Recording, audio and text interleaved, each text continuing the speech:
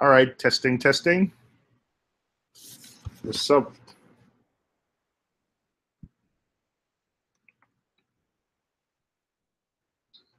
All right, testing, testing.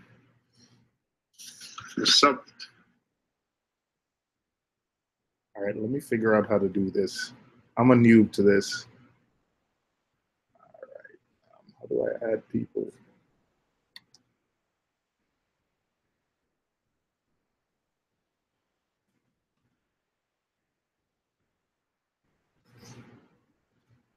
Yo, what's up, Aaron? If anybody wants to jump in, there's the link. What's up, Dave? Hop on in.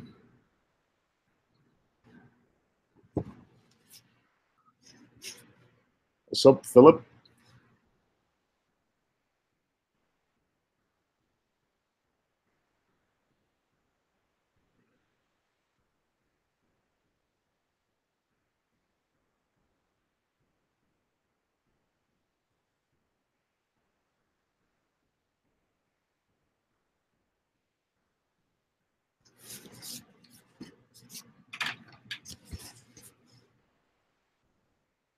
All right. All right, guys, give me a second. Let me just get the hang of this.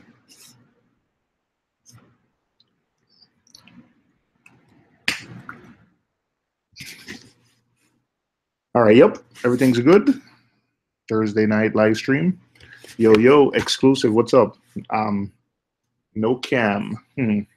Yeah, let me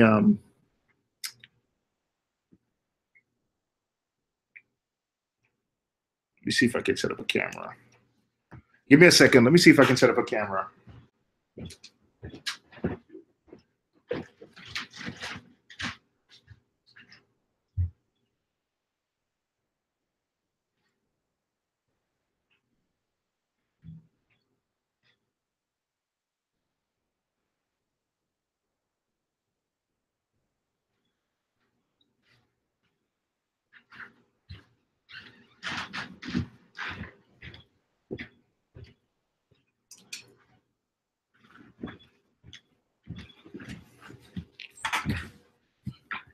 Yo, what's up, Welsh?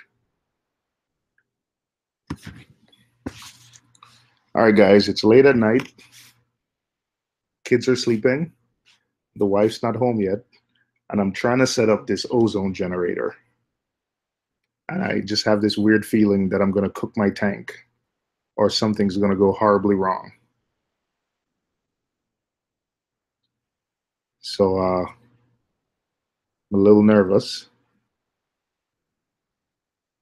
But Nick Chan, and if anything goes wrong, I'm blaming Nick Chan, Easy Reefer, aka Aquarium Cabinet Solutions. So he said I'm supposed to smell something like lightning if this is going well. So I'm not smelling lightning, but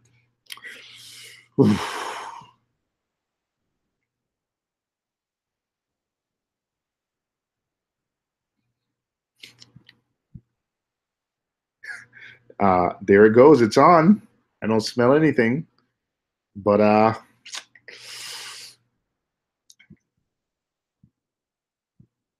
just hear a click. It's pulling air, but we'll see what happens. I don't know what lightning smell like. He said a caustic smell smells like lightning. That's what Dave's nano tank said. That's what Nick Chan said. So I don't know what lightning smells like. I have no clue. So the setup. All right.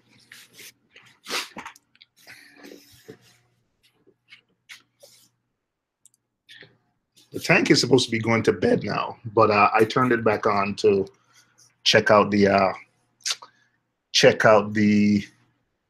see if anything's dying because of the ozone. So Radion's looking good.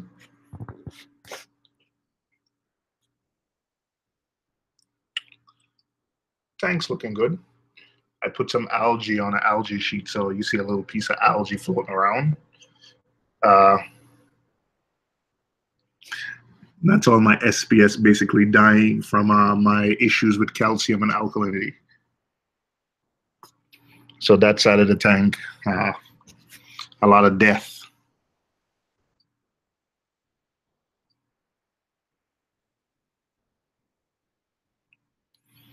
Ale, that's a good idea. You know what, Ale? I'll do that. That Montipora there is basically dead. But I got an idea. I am going to place some encrusting Montipora on it and have that cover it. And so instead of, that's about 3 levels of a Capricornus that's dead. So instead of ripping it out of the tank, get some interesting Montes and put it there and let it encrust. So someone gave me that idea, so I think I'll take it. But all the LPS, all the softies are looking good.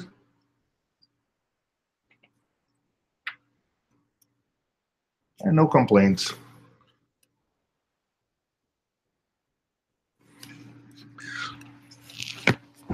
The filtration.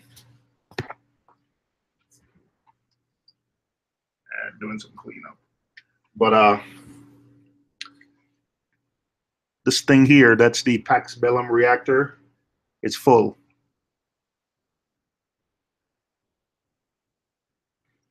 Yeah, it's working well, man. I love it. It was expensive, really broke the bank. But yeah, I really do like it.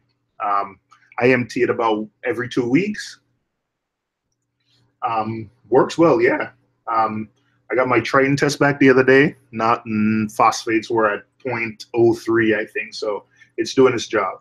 No filter socks, not running any filter socks. This is my mini refugium. It's about 2 gallons. It's the auto top off for the tank. What's up, Billy Pipes? Hey, Billy, you want to jump in for a sec? This is lit by a Kessel, one of those Kessel grow lights. And it's so strong, it's actually bleaching my Chaeto. It bleaches the top, but the bottom still grows. But there's nothing I can really do about that because you can't adjust the intensity. So, yeah, it's working. So I empty this about every 2 weeks. So I'll empty this weekend, and the following weekend this gets emptied. So carbon here, run carbon every now and again. Vertex skimmer. That's the filtration, man.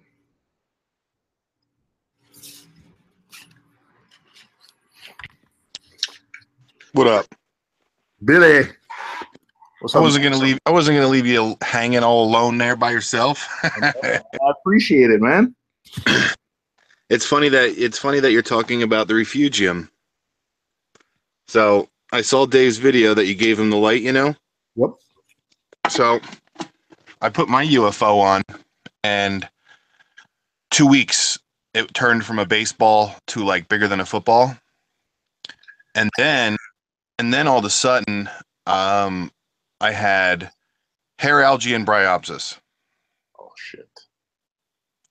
So I know it grows algae, right? Macroalgae, and because it's a powerful light. So I took mine off only because I'm thinking my tank is only 7 weeks old, right?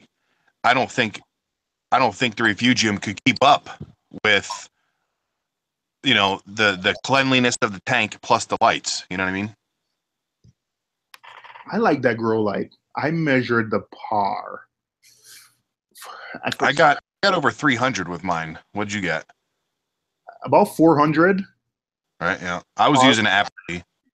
But the crazy thing is, you know, it's 150 watts, and about 6 inches below it, I got 400 par.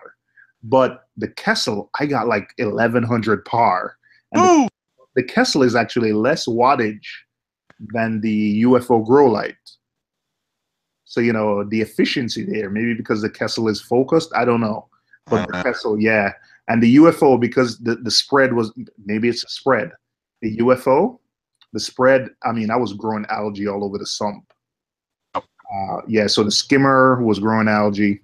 But if I had like let's say a bigger setup with like a let's say a 40 breeder as Yeah. my like what Rico does. Rico uses the grow light. He has Yeah. a decent distance off the tank where it's not going to get splashed, and it's working well for him. Yep.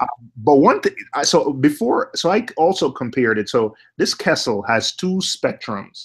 It has grow spectrum and bloom spectrum. Uh, The bloom spectrum for the Kessel matches the spectrum for the UFO grow light. So it's a grow light, yeah.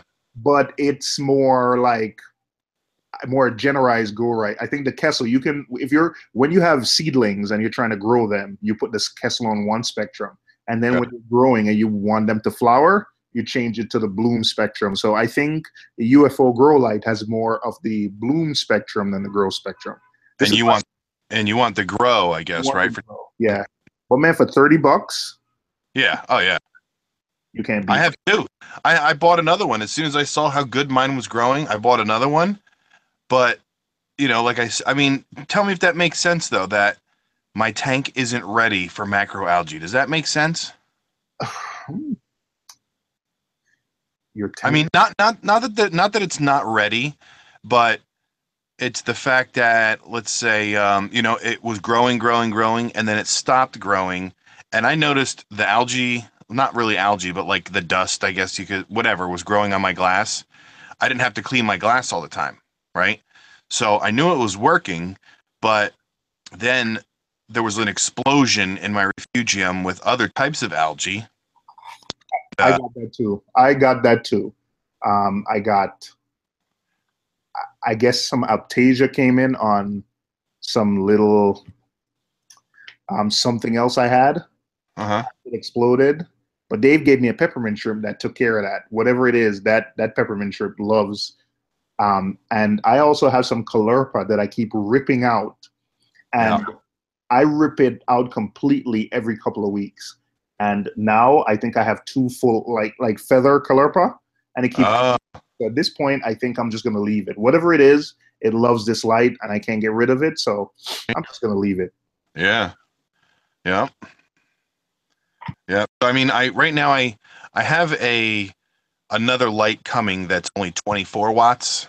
So, I'm thinking, a little less wattage to keep the algae alive, but I just don't think there's enough in my tank. It's brand new rock. It's the Carib Sea Life rock. So it's brand new dry rock, brand new dry sand, so there's not a whole lot of nutrients in my tank for the Chaeto really to eat, you know? I, Oh, I think so. Also, there's so I've been doing Chaeto reactors for about a yep. year now. And what I notice is if when you're using a Chaeto reactor, or I'm gonna say Chaeto that you have it set up so it grows really fast, Yep. after a while, the tank seems to lack something that stunts the Chaeto growth. So I wonder on a new tank, when you're not feeding as much and there's not a lot of nutrients, if it Yep. also lacks that. Yeah. When I bought this Pax Bellum, they gave me, I can't pronounce this, but molybdenum and iron with it. And if I don't dose those two, the Chaeto like stops growing after a while. Hmm. So maybe there's something in the water that you get something from You know, feeding my or mature my tanks with some nutrients. my bio load is really small because I have four really small fish. So, like I'm using just a regular light right now just to keep it alive, but I think that light does work. That's for damn sure. And I forget who else has one. Like even Monica, she had, PR Fish Girl, she had like a little baseball sized piece of Chaeto in her refugium for about a year and it didn't move. And I gave her the link to get the light that I have, the UFO, and her freaking trigger sump is filled with Chaeto, dude. She loves it. Dave uses it. Rico uses it. I have Yeah. a friend here in the city that uses it. Yeah. I use it. Um, I don't know if DeAndre has one or not. Is he still in the chat? I can't see the chats. I thought no, he had. DeAndre, do you have one? Oh, TMG. I think he changed his YouTube name to Serenity's Journey, but he uses it. In fact, he's the one that recommended it to me. I got a sweet hookup the other day. I got to show you. Yesterday, actually. Corey says he can't wait to get his UFO. I would say keep it.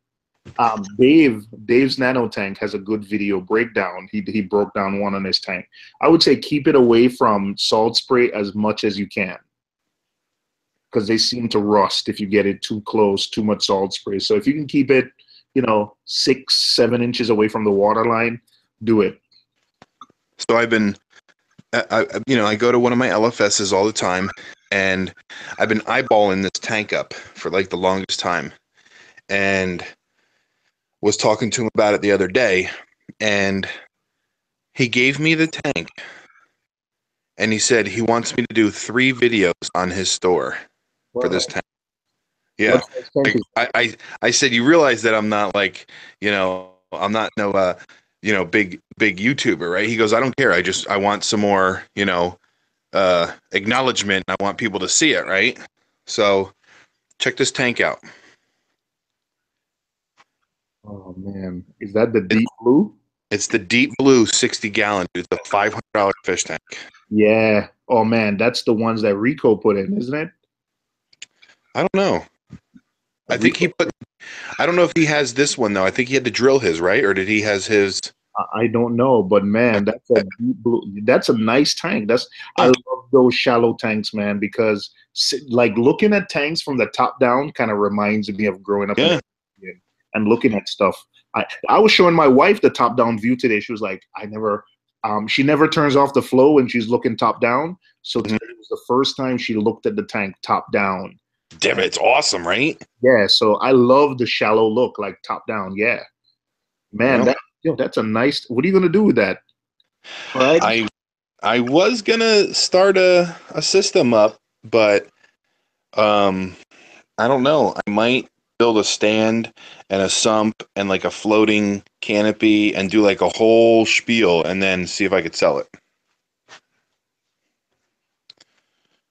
Like I was thinking about doing a stand and a sump and maybe like some kind of bracket system for somebody that wants to use LEDs for lights, for over the top. Yep. And do like everything for like $500. Because it's the exact footprint as a 120, but it's cut in half. It's 24. It's 2 feet by 4 feet by 12 inches. I mean, what's the the tank lights are going down. What is the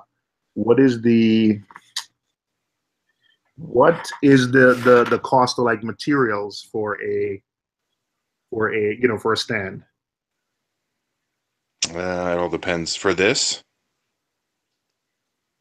tank, you mean? Yeah. For somebody to build with the quality wood that I use, probably $200.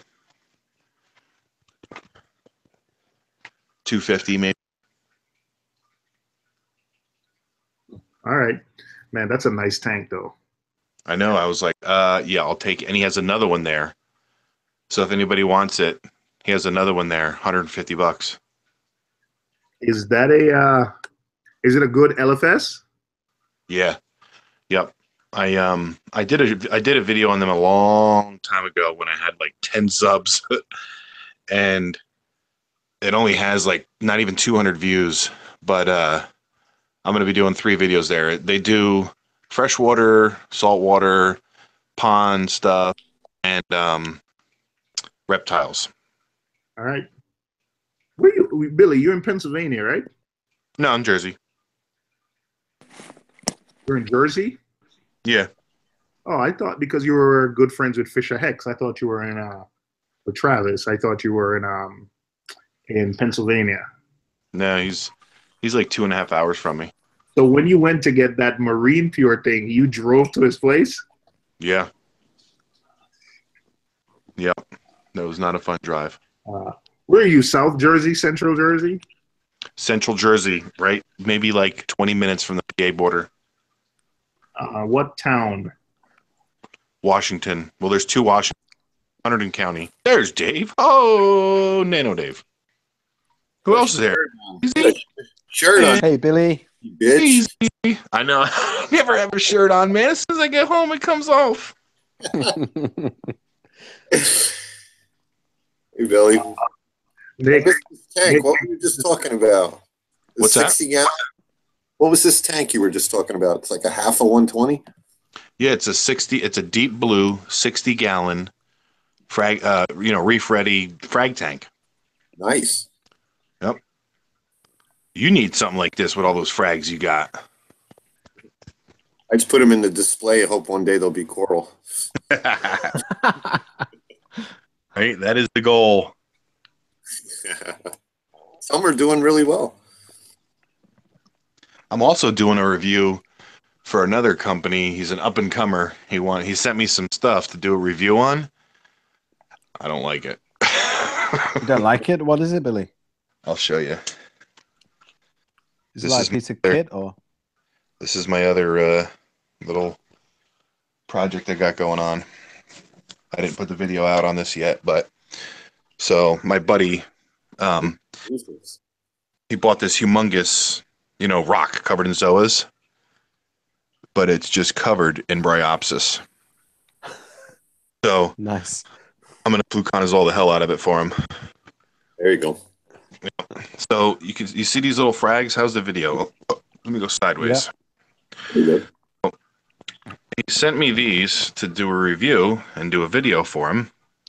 The single But- was dumping. Yeah, the single ones are cool, right? And then he sent me this like 4-piece, or 5, holds 5s.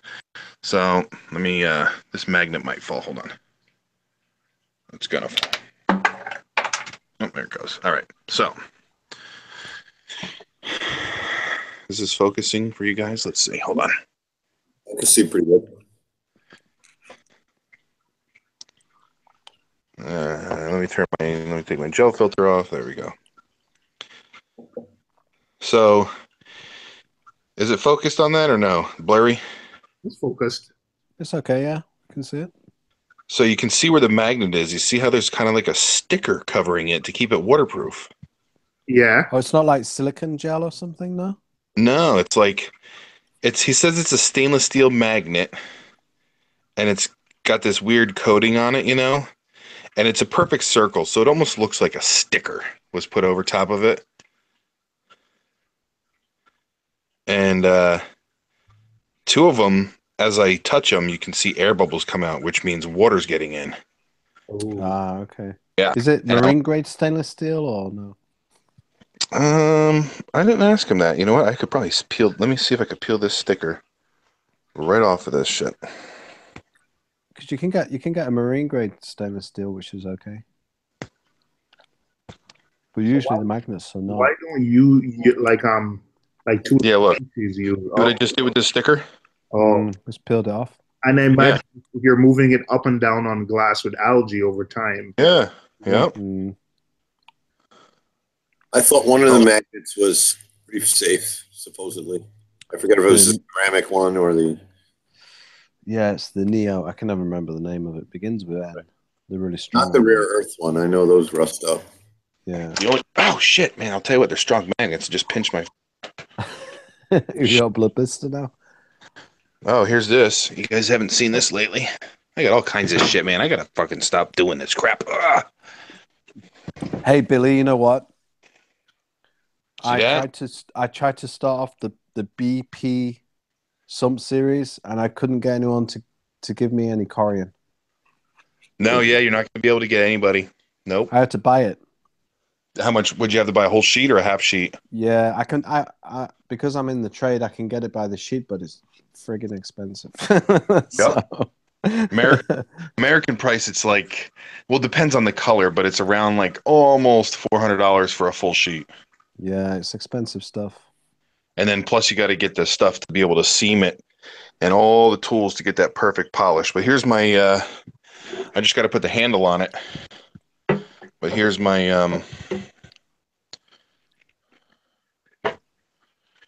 auto top off reservoir. The That's glass nice. already? Yeah. Yep. How thick's that lid, Billy? half-inch thick. Couldn't you put like two half like semicircles in the middle with a space between us, like so you can grab it like a handle? Yeah, but I'm going to use To calc top it? wasser. I'm going to use calc wasser. And they say calc wasser, evaporates and diminishes, with the air.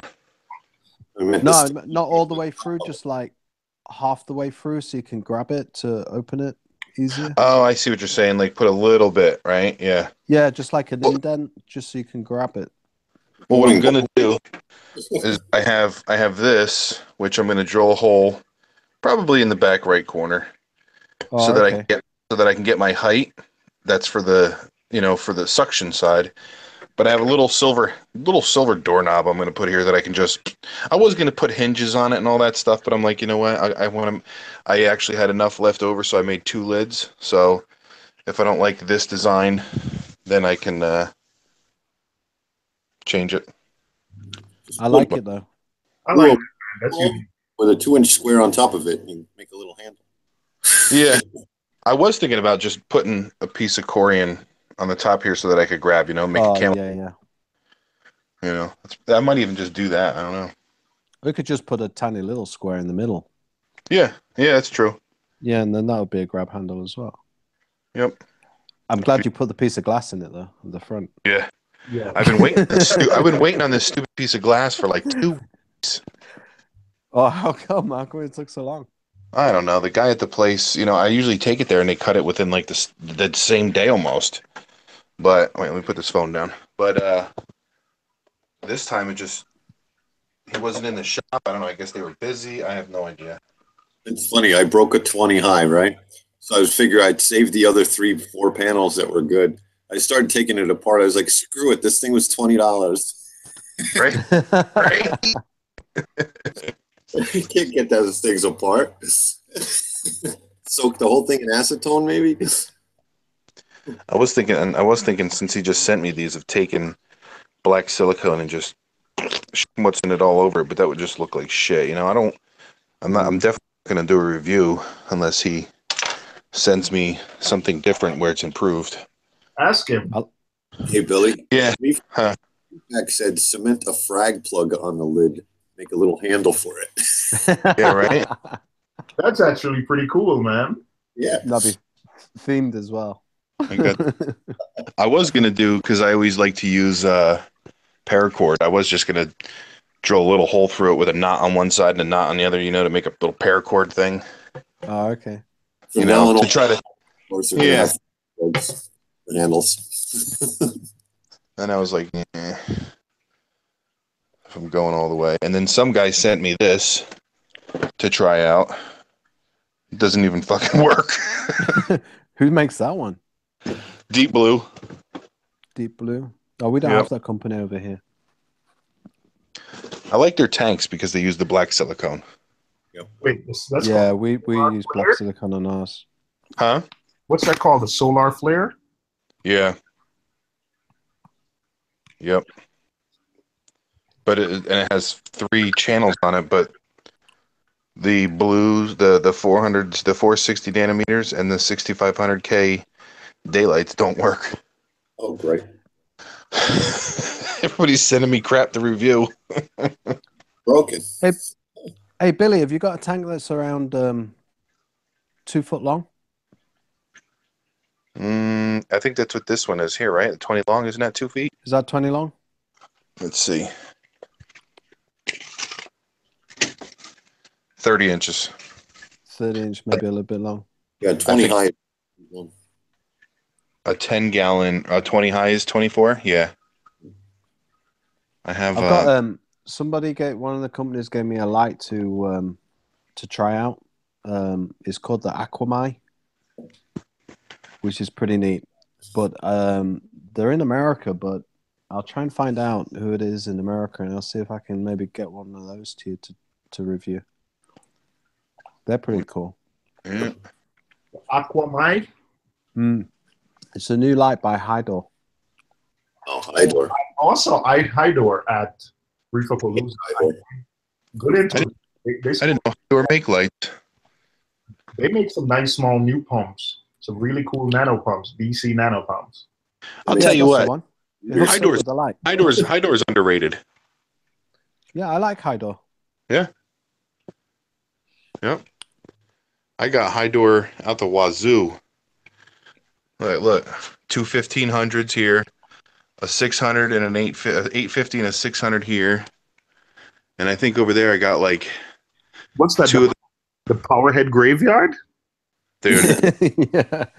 I'm a hoarder. When I see a deal, We didn't know. originally what happened is I found a mom and pop store that were selling. They were done. They wanted to retire, so I could have started my own store, but Wow. I mean I got a 200. You know, the 240s. These are like $20. You know, at like a Petco or something. $1. I got it for Wow. $1. The 1500s I got for $3. They're $60 pumps. Got another brand new one here. The Corellias are good. They're okay. Good Yeah. stable pump. The Corellias. These are the little 185 gallon per hour pumps. This is what I use on my reactors. I use those. That's what runs the reactor on my Nano. Yep. This is kind of like my backup pump for my tank. It's the 740 gallons per hour, but it's not enough for my tank upstairs. But I figure, in a pinch, use it. Is that of a metal propeller shaft or a ceramic propeller shaft? Good question. I think the ceramic from memory. I bought a cheap one for a pond. A metal shaft. Yeah, they're all. I would think that this is ceramic because it's for fresh and salt. Okay. Yeah, I should probably change my return pump. What do you have? What kind of pump is it? What's it called? I don't know. It's called $20. Amazon Prime. Yeah, It's got a throwaway. 800 pounds per hour for $20. I was like, hey, send me one. do you know how many tanks I've seen that have like metal grates in them as like fish dividers, and they're just covered in rust? And then I look up top in their display, and I'm like, man, your corals are awesome, and your tank is filled with rust. What is up with that? I don't get it. Now, if I dropped a paperclip in my tank, it would crash the whole thing. Iron dosing. It's do you like have any? Do you have any acrylic guys there, Billy? No, but I want to find one because I want to start getting into that. I really want to start building stuff. Like I almost want to like do that. Like all the because these sumps, they look so cool, right? These triggers and these e-shops, they look so awesome. Like, why would you ever close your doors? But the thing is that a lot of the times they just don't fit. You only got choices. That's it. Like you got like two choices. You can pick this size or that size. And only one of them is going to fit onto your tank. They don't customize them? No, I mean I'm sure some companies do, but you're talking like $800 for a sump for like a 120 gallon tank, Right. and that's just I want to do this stuff for like if somebody says, hey, I want this with this size, this baffle, that blah blah blah, boom, all right, this is how much it's going to be, and then yes or no, that's it. Because the Corian I could do all day, but it's heavy, and people are like, and I want to be able to ship this stuff, So, like Dave, I never gave you Corian, did I? No. I got to give you. I'm gonna next time I see you, I got to bring you a bunch. Don't let me forget. Okay. You're a DIYer. You'll come up with all kinds of crazy stuff for it. You know what I mean? Oh yeah. And anything you cut with wood, you can cut with Corian. Oh, I got a table saw, miter saw, everything, router. Yep. I'll be jamming. So Billy, what exactly are you looking for to start like this acrylic business? Well, I mean, because I really like building stuff. You know what I mean? Like I've been a plumber my whole life, and hey, check this out. I found this in my hand the other day. Can you guys see this? That's my Did you jack that? That's my old lowrider. Wow. hitting 3-wheel in the back. See it? That's how I used to park. That's how I rolled right there. But I just like building things. I don't like people getting ripped off. You know what I mean?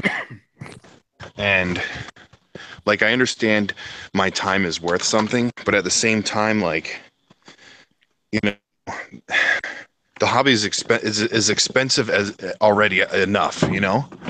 So like if I bought like for example, if I really want to build for a local guy, I could do a sump and an auto top off reservoir and probably even a 3-stage dosing container, all matching Corian to exact size that they want, like exactly how they want it designed and everything. And it would probably be like $600 for all 3 pieces. Wow. Sometimes you can't even get a sump for that. Well, No. I'm looking at a sump and it's $700. Yeah. And I could probably build it for you. And it would probably be better size than you want for half of that. You know? So we can fabricate the Corian, Billy, but I can't get anyone who will like just give me some odd size bits. So I have to buy a full sheet.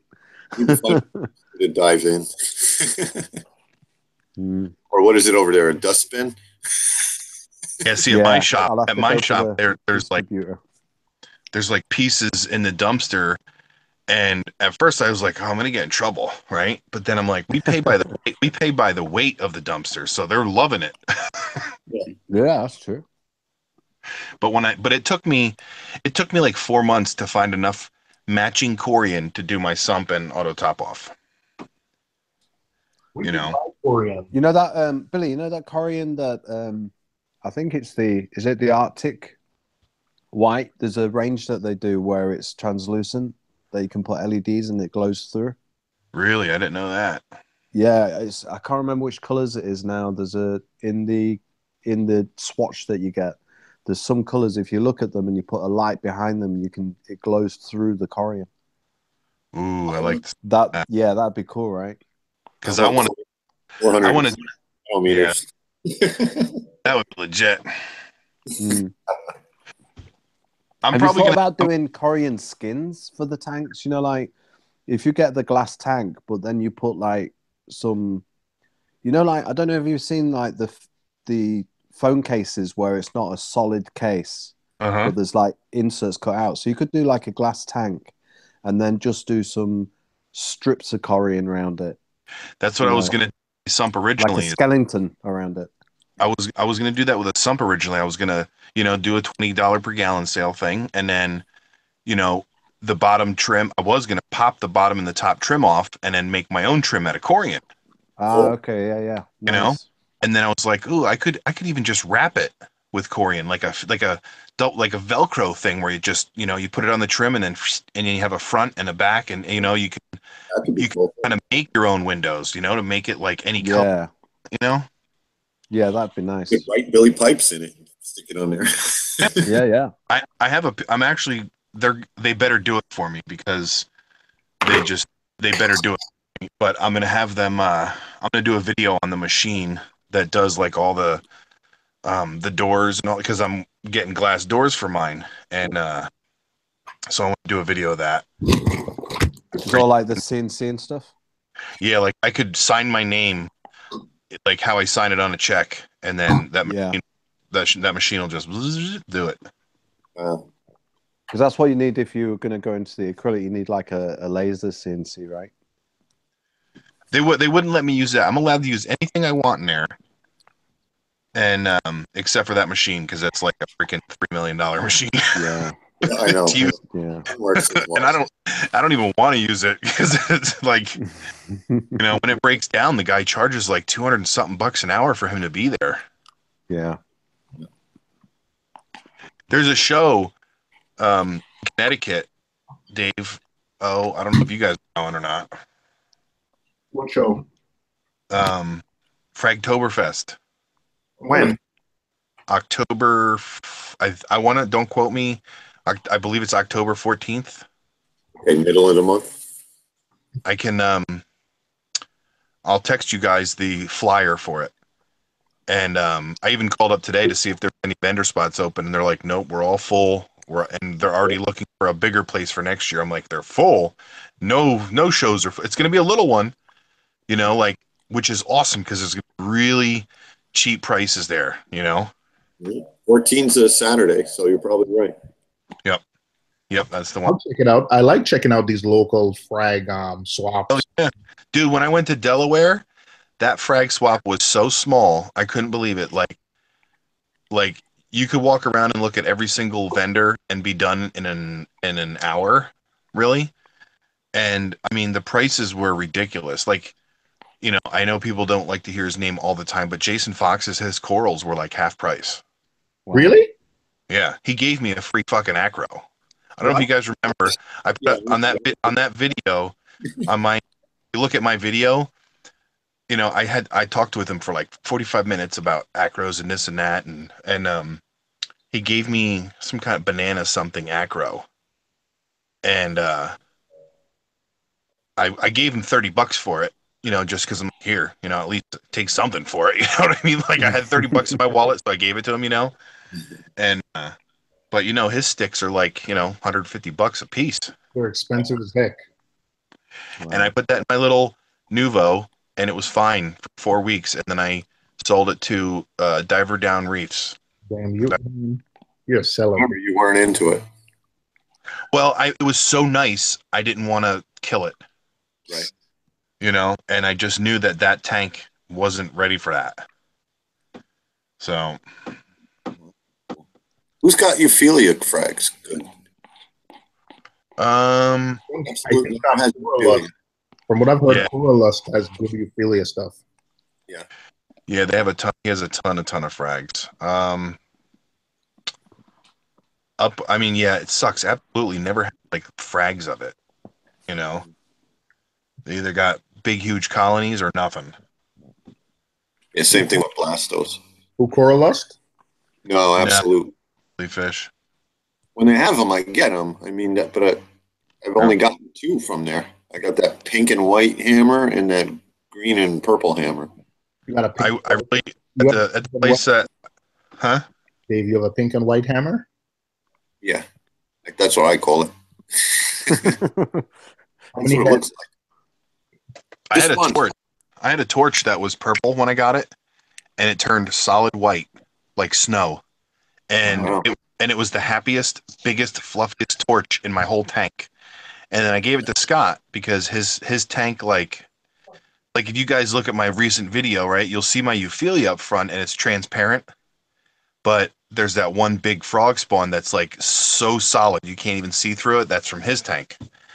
And whenever I have like a weird euphyllia, I give it to him, and we call it the color up program. His tank will turn them solid, where like his clownfish will go behind it and you can't see it. And I gave him that one. It turned purple again, and then it went back to white again, and it's been white ever since. It's pure freaking white. It's like an albino freaking torch. Still Wow. growing. Still growing. If it's happy, yeah. Yep. It's been like that for 6 months. My hammer did that. It went white, and then it came back, got a little more pink to it again. It's just going through something. But Now here's a question for you. So where I got my tank from, they have a frog spawn there, and it's 3 heads. It's got 3 heads on it, and it's $150, but I could probably get it down to like 120. And it is the biggest frog spawn I've ever seen in my whole life. Like the sweepers on it were longer than my fingers. Like, and it's as thick as a Sharpie. I've never seen anything like it ever. But it's just freaking huge. I would have to like put it all by itself somewhere. It's humongous. And I was like, oh man, I should have took a video of that thing. Should have. I got to go to the Poconos tomorrow for work, and then I got to go to Travis on Sunday to lift this freaking fish tank. I don't even want to lift it. If that thing falls and drops, oh my god, I'm running home. I'm out of there. Hey, Nick. Yeah. All right, so just to make sure this ozone thing is running, should I disconnect the nipples from the skimmer just to see? Like just The smell. what from the what? You should be able to smell it through the vents. I don't In the- smell anything, man. Hey, but Let me go take a sniff, bro. If I die, if I die, Seymour, you know the rule. You know the rule of thumb, right? Just let it go. Be patient. I don't smell Don't it. stick your whole. It's going to turn it up to 10 so he smells it and cook the tank. Can you like? Is the skimmer like producing a really fine froth? The skimmer is skimming. Differently or the same? It is skimming. Taste the skim, mate. What's it taste like? Yeah. Feel the consistency. Grind on it with your teeth a little bit.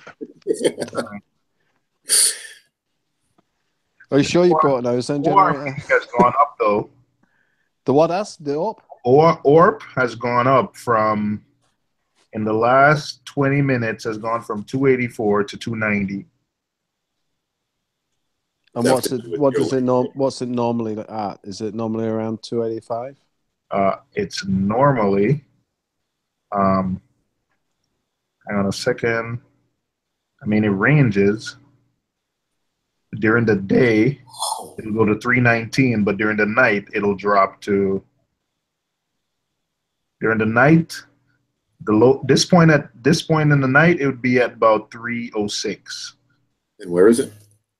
282. Well, you know what? The skimmer was off, so I don't know if that just caused the orb to be low tonight. Yeah, maybe.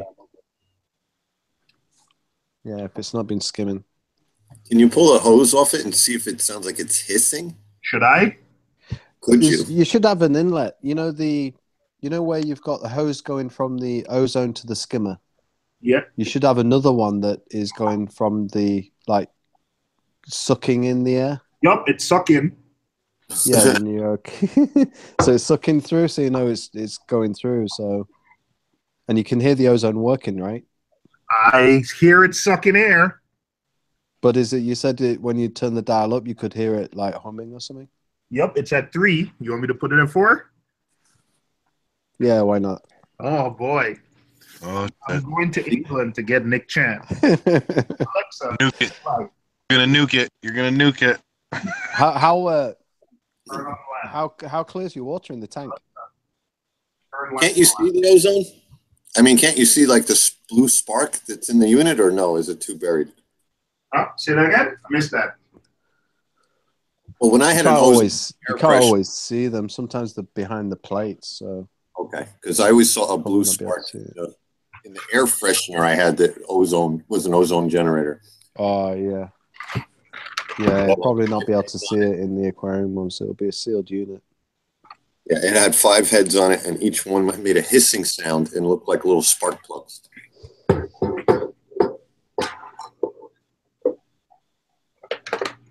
You know what you do. You know what you do. Seymour, just kick the tank over. Call it a day. Just in case. DeAndre's here. Don't say that. Why? What happened? Oh, that was his line. He told somebody to kick their tank over. I remember telling Mike Lemming to do that once on his live stream. What it was, yeah. Kick it over. Oh, he says this is corona discharge, probably in the tube.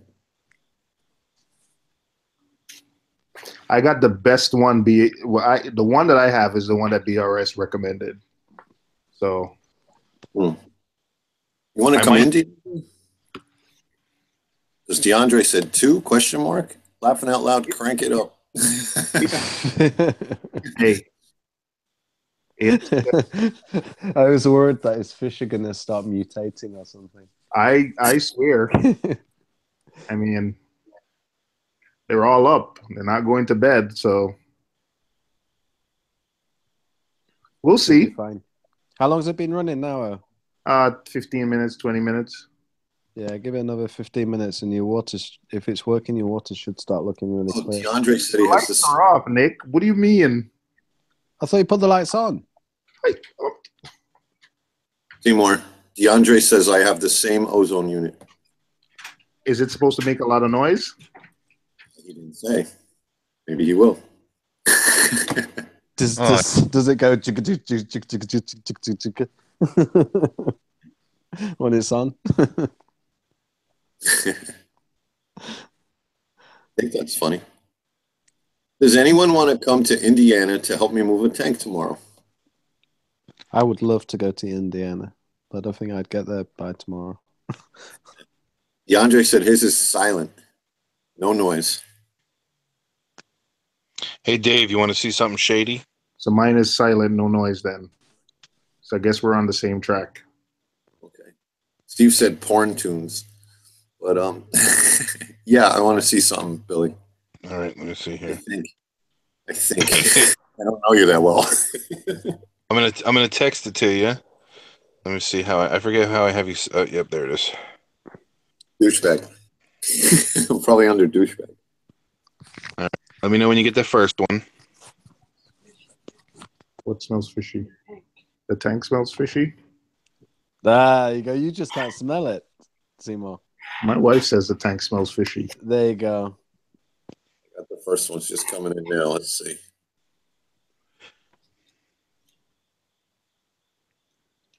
Wait, is the tank supposed to smell fishy?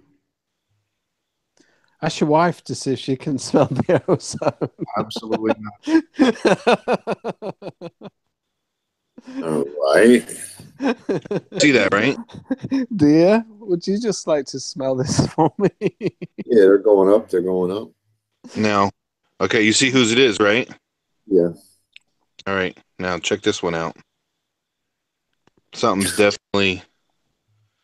Oh, look, I'm typing in instead of Dave. I'm typing in fishy. You guys are saying fishy over there. Oh, that's Fishy Snowman. All right, now wait till you see this next one.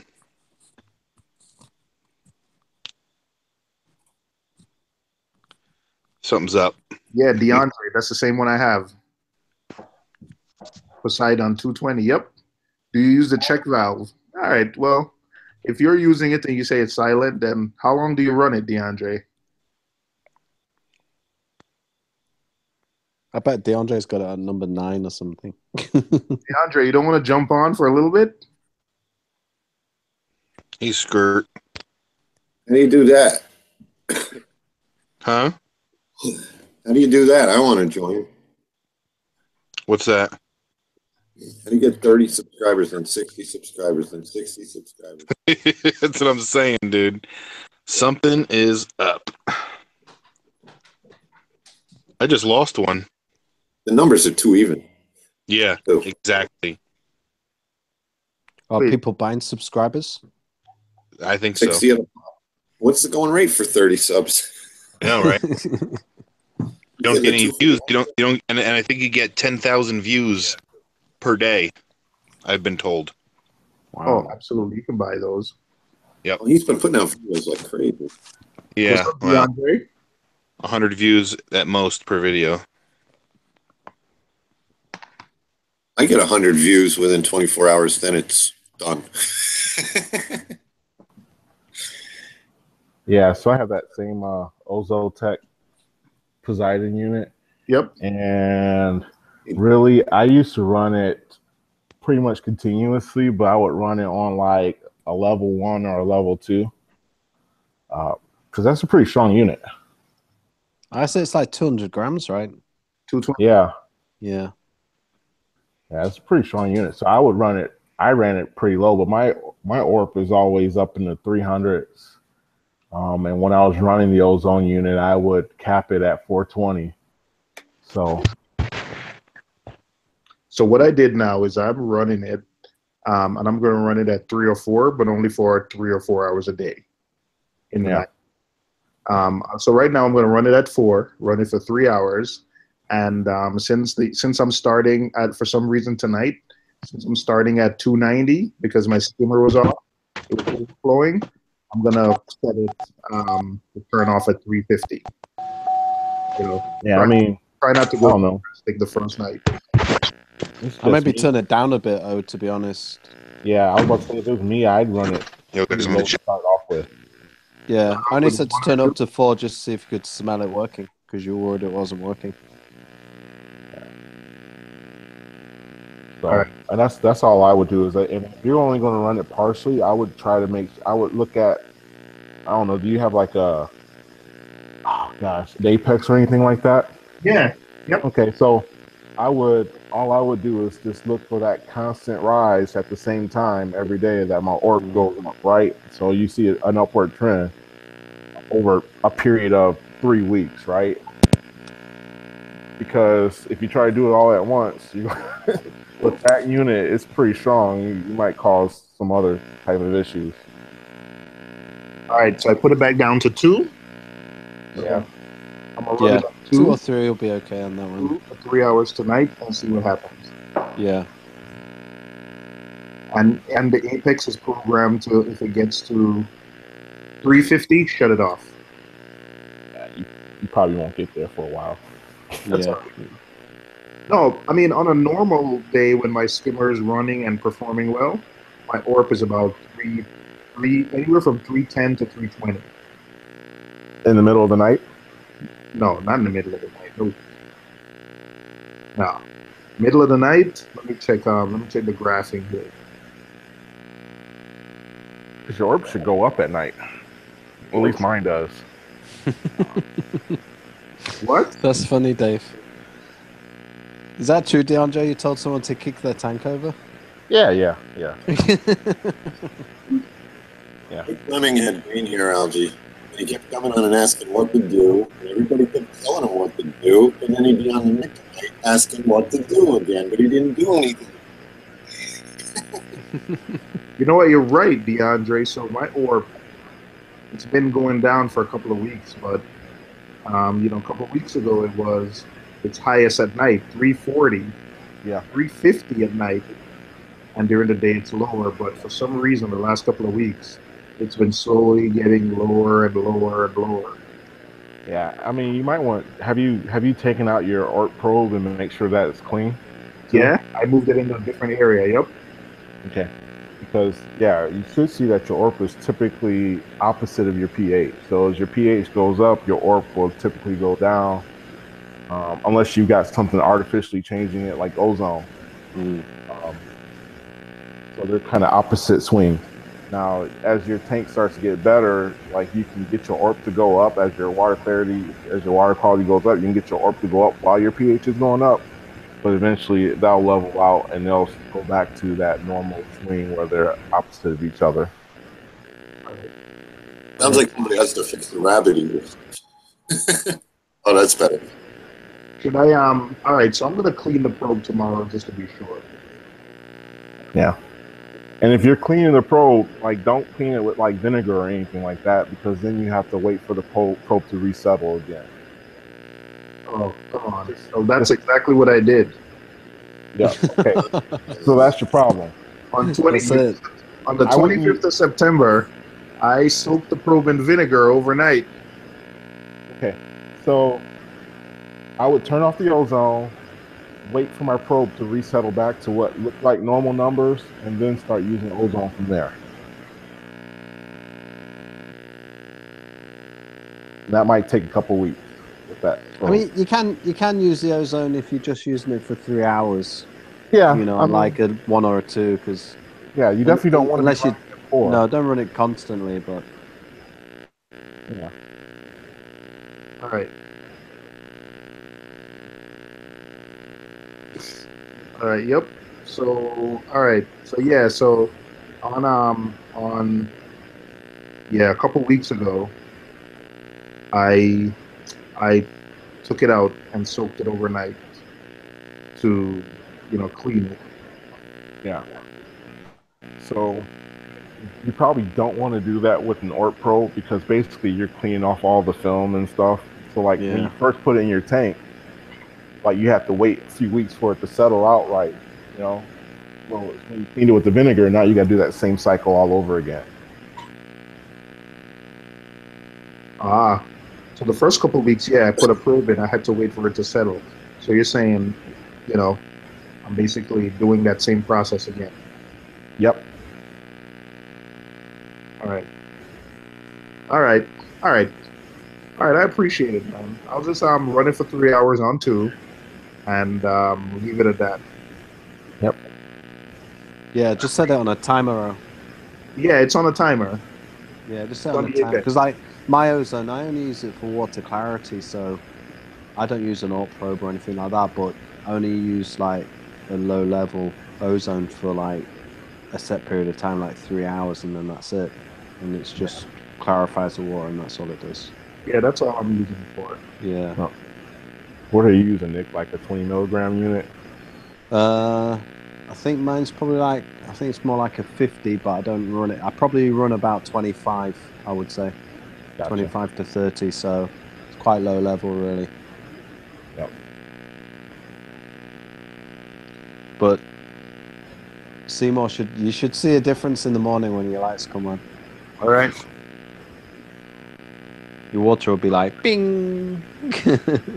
I hope so. And the other thing as well, your skimmate will go lighter in color generally. So if you see your skimmate change color, don't worry, that's just the way the ozone affects it. All right. All right, man. All right. Sounds good. Thanks a lot, DeAndre. No problem. Hey, DeAndre, Seymour's worried he's going to cook his fish or something. I hear Nassos are good. Thanks for stopping in.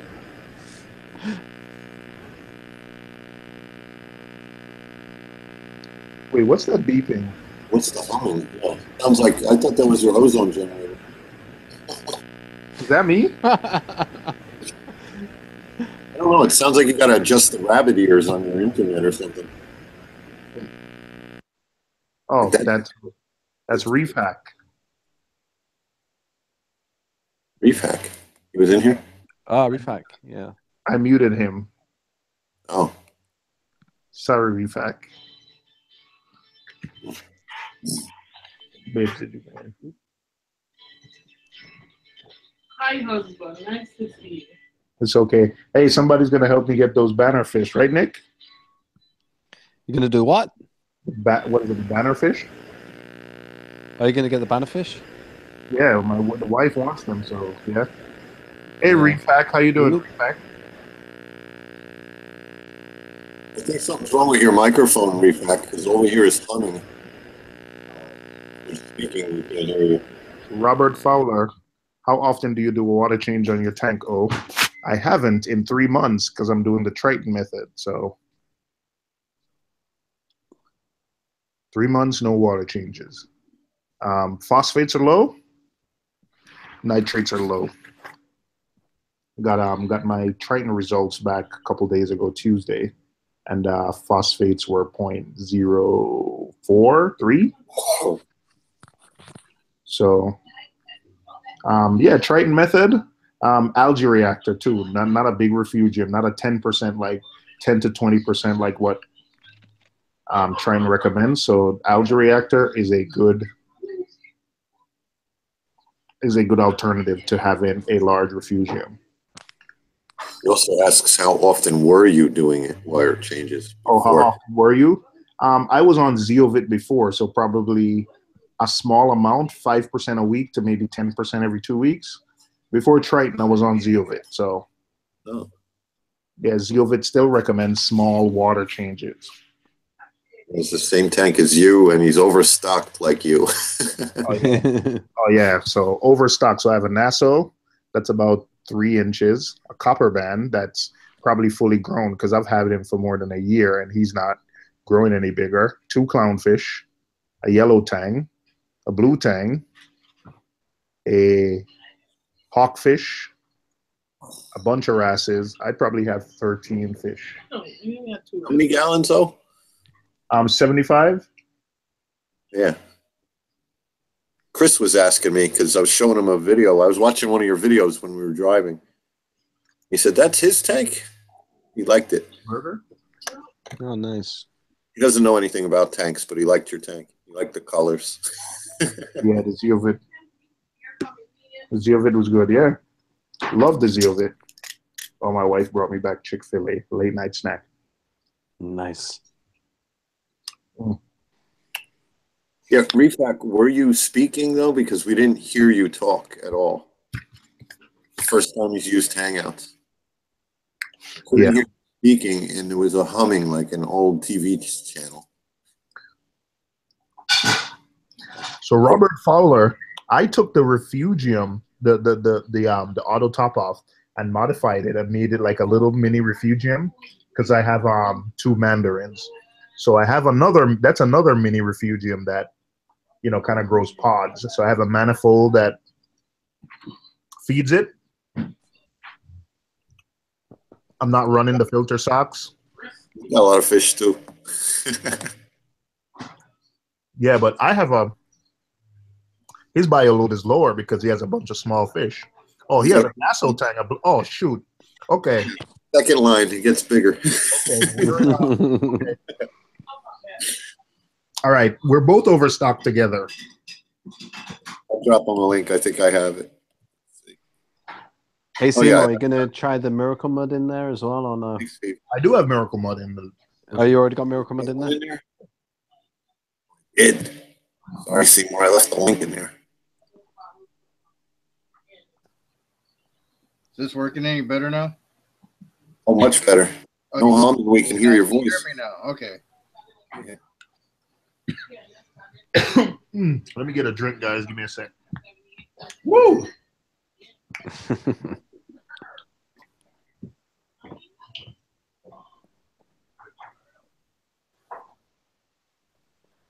Oh, did you get in, Robert? I saw Reef come in, and I thought it was you, so I took the link down. It's humming again. Yeah, can you hear me? Yeah. Seymour, what did you do with your Refugium? I think I've seen your video. You drilled into your auto top. Yeah, I drilled it. I have a manifold where the it goes to the tank and kind of tees off and feeds my Chaeto reactor and the Refugium, and then I drilled it and it just empties back right into it, right back into the skimmer chamber. Yeah, there's a huge thread. I've thought about doing something similar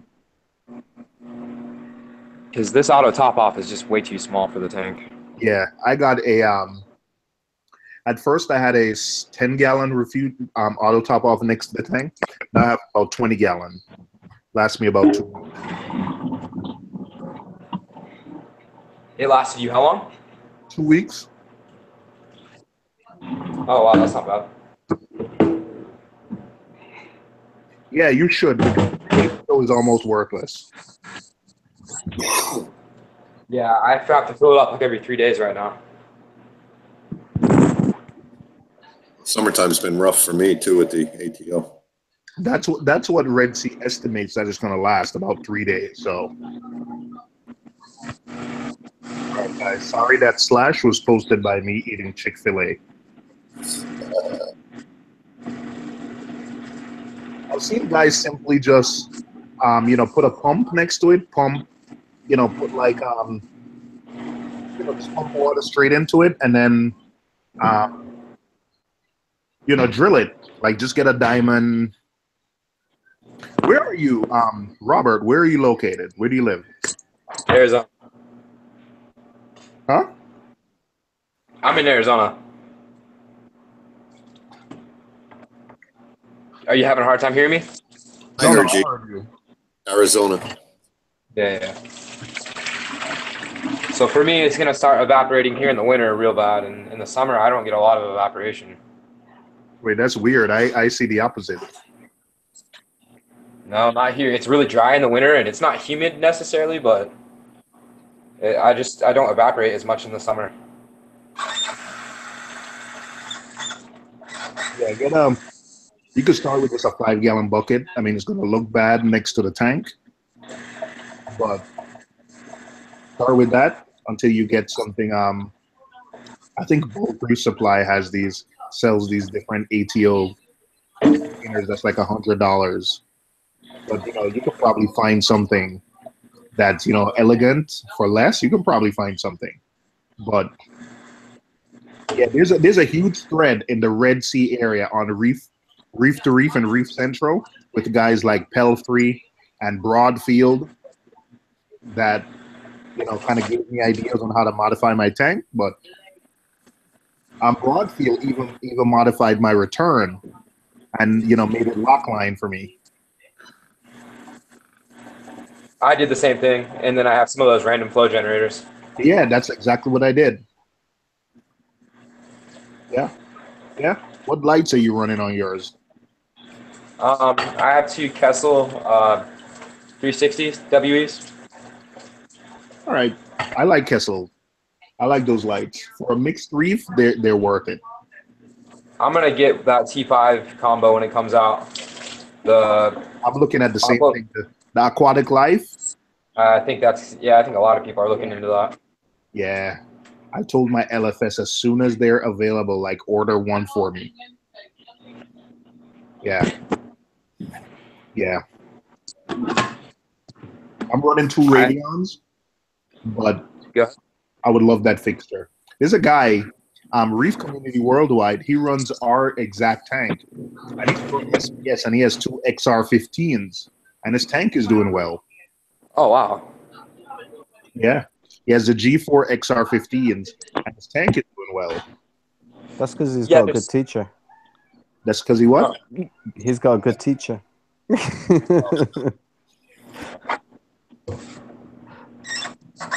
running the Triton method also.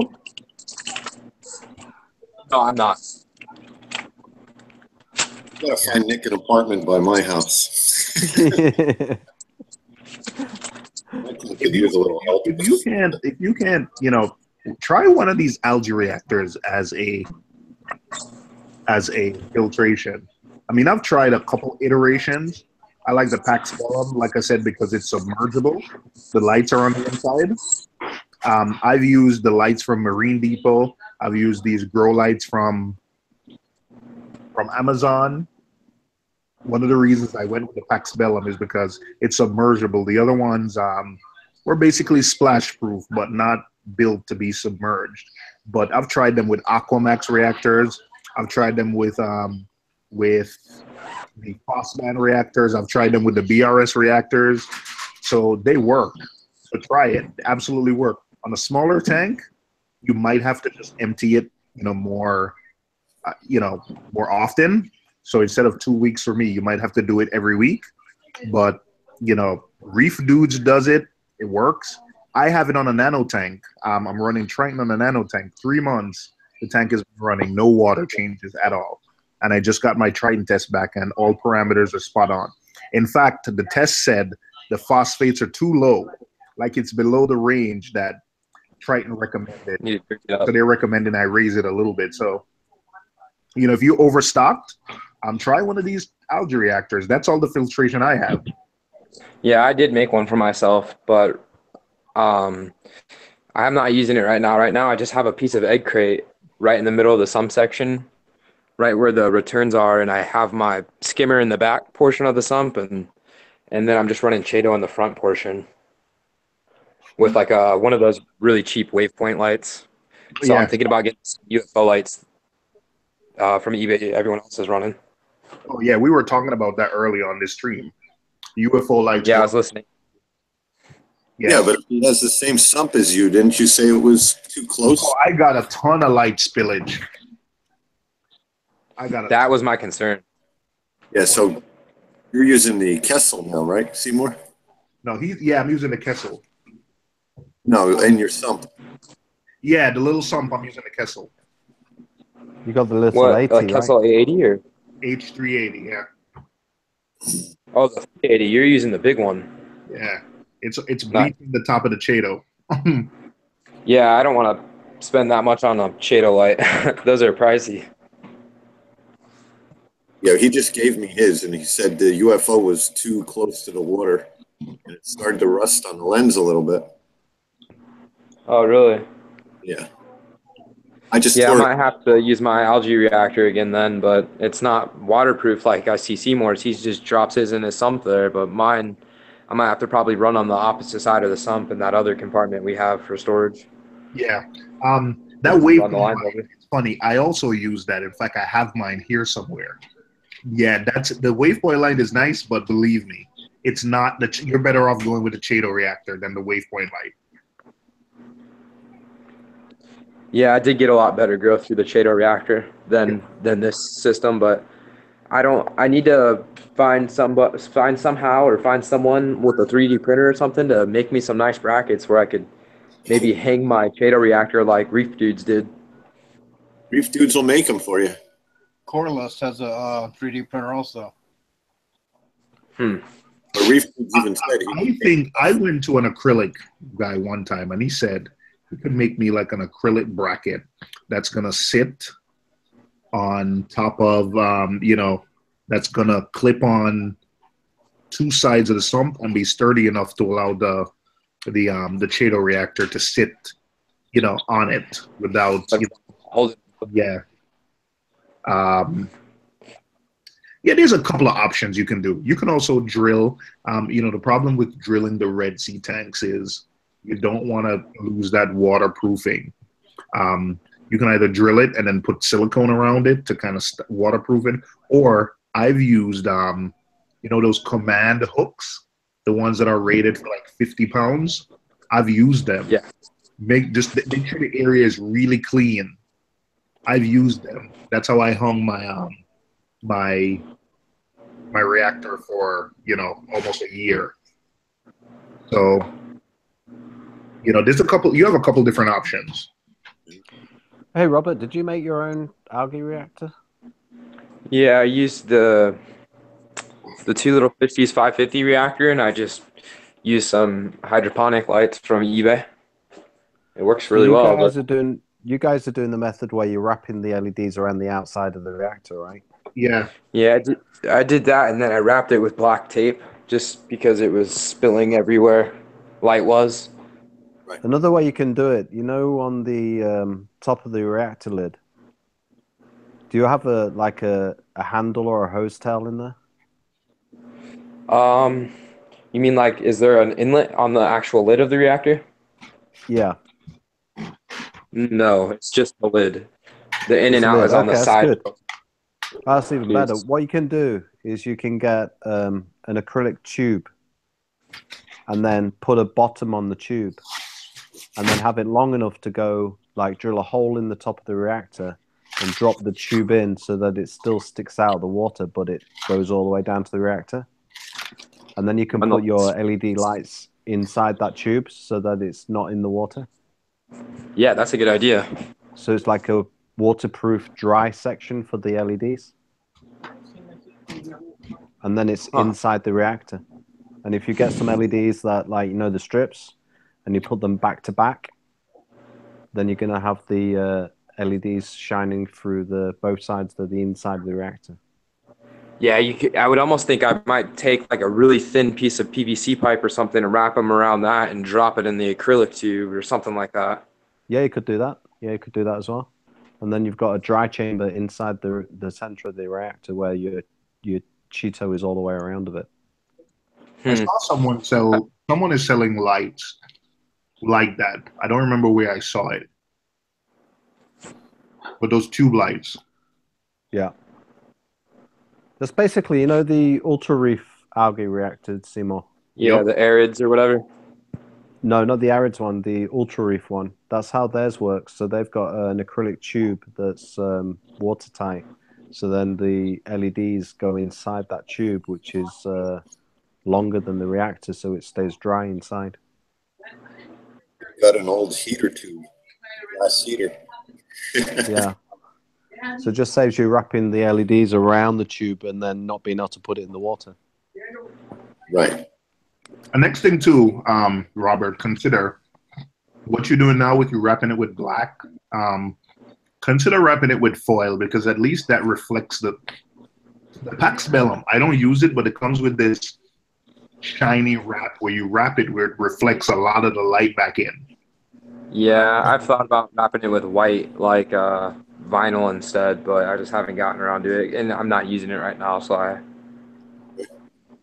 wasn't too worried about it.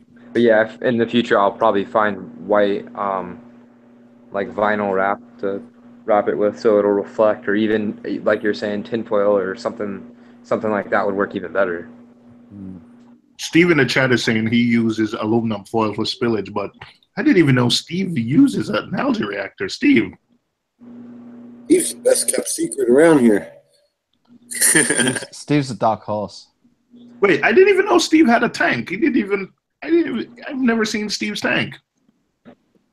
Oh, Steve owes me a video on the RFG I sent him. Steve. What? Oh no, you're sending things to the US? Sometimes. I got mine from Antonio. I think Antonio drop shipped it for me. Oh. I walked into a local store one time. I'm here in Arizona, and that guy that sells those nozzles are in Arizona. That's where he lives.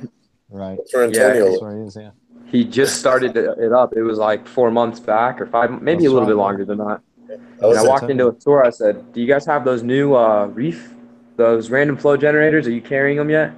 And he was there to do a demo. He's like, "Oh, that's me." And I'm like, "Oh shit, you're gonna sell me one now." But yeah, he's a really nice guy. I've met him. He's pretty cool. Yeah. he seems real nice. He liked my video. He put it right up on his page and everything. I even shortened it for him so he didn't have my whole 10-minute weekly update. I tend to babble. Babbling's good. More content. Yeah, I don't edit. I just turn it on and start talking. Yeah.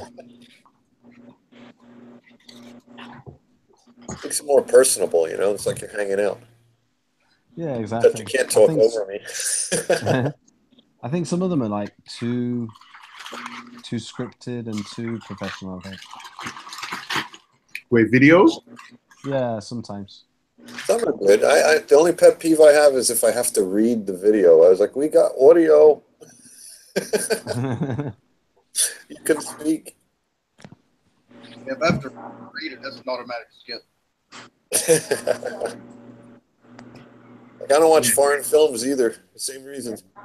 Yeah, I hate reading because I'm usually watching videos or when I'm doing dishes or something. And I hate those videos with just music. Without Right. intro or anything, no. Like mine. Mine are like that. Or the one that's way too loud, it just drowns out the whole video. Yeah, you saw Nat got flagged a little bit. He just put a video out with music, and it didn't get flagged in the U.S., but Psychedelic Babe said she couldn't see it. So whatever music he used got flagged in the U.K. Oh, really? That's what you get for using grime music.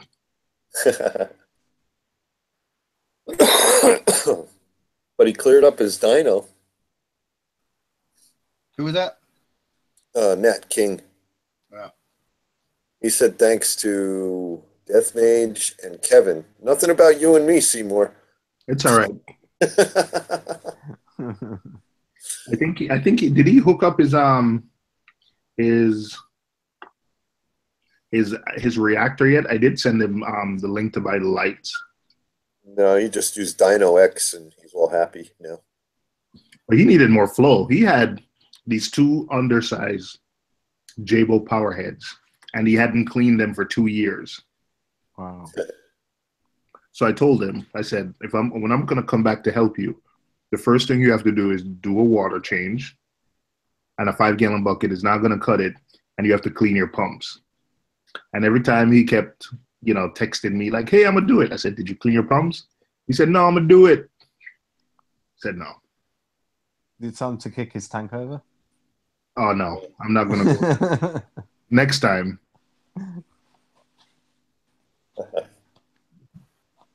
That's right. We didn't offer him an answer in a bottle, so we didn't get a shout out. That's why. We actually had him doing work. Yeah. Oh, we had him tune his skimmer too because he didn't have his skimmer tuned. Yeah. Yeah, Dave, we did all the work. They just came in at the last minute and got the Yeah, they sold him a bottle of snake oil, and they got a shout out. It's all right. I'm all right with that. We got to visit that fish store he told us about, though. Yeah, I'll bring you up there. They actually have Euphilia up there too. I couldn't tell under the lighting though what I was actually looking at. Was it pink? I couldn't tell. They had the Kessels really blue. So I got to bring my orange sunglasses. Nick, you guys got to start up an aquarium show over there. For real. Like, I know. It's difficult. Even frag swaps. And you guys, the distance is so small. You know. Yeah, the only thing is, like, you can't get... If we get, like, you guys like frag swaps and all that, it's not frowned upon by the trade over there so much, but over here it's What do you mean? They sponsor it. They pay for it. Neptune sponsors every frag swap everywhere. Exactly. I mean, over here, wow, it's like, it'd be like a sin. A sin? Yeah, like they don't like the idea, like they want everybody to buy from shops. Well, no, it's the shops coming to the frag swaps to sell. Yeah, but they like I spoke to a few of the shops already, and it's like what their mind is that what they're gonna do, get a tank and get water and then bring coral with them, and then they're taking a day out from the shop to go to the frag swap, and then they're just worried that people will just have a look at the coral and not buy anything. So you know what Jake Adams said? Jake said when he first started Reef Stock, that's exactly the stuff he was getting. Yeah.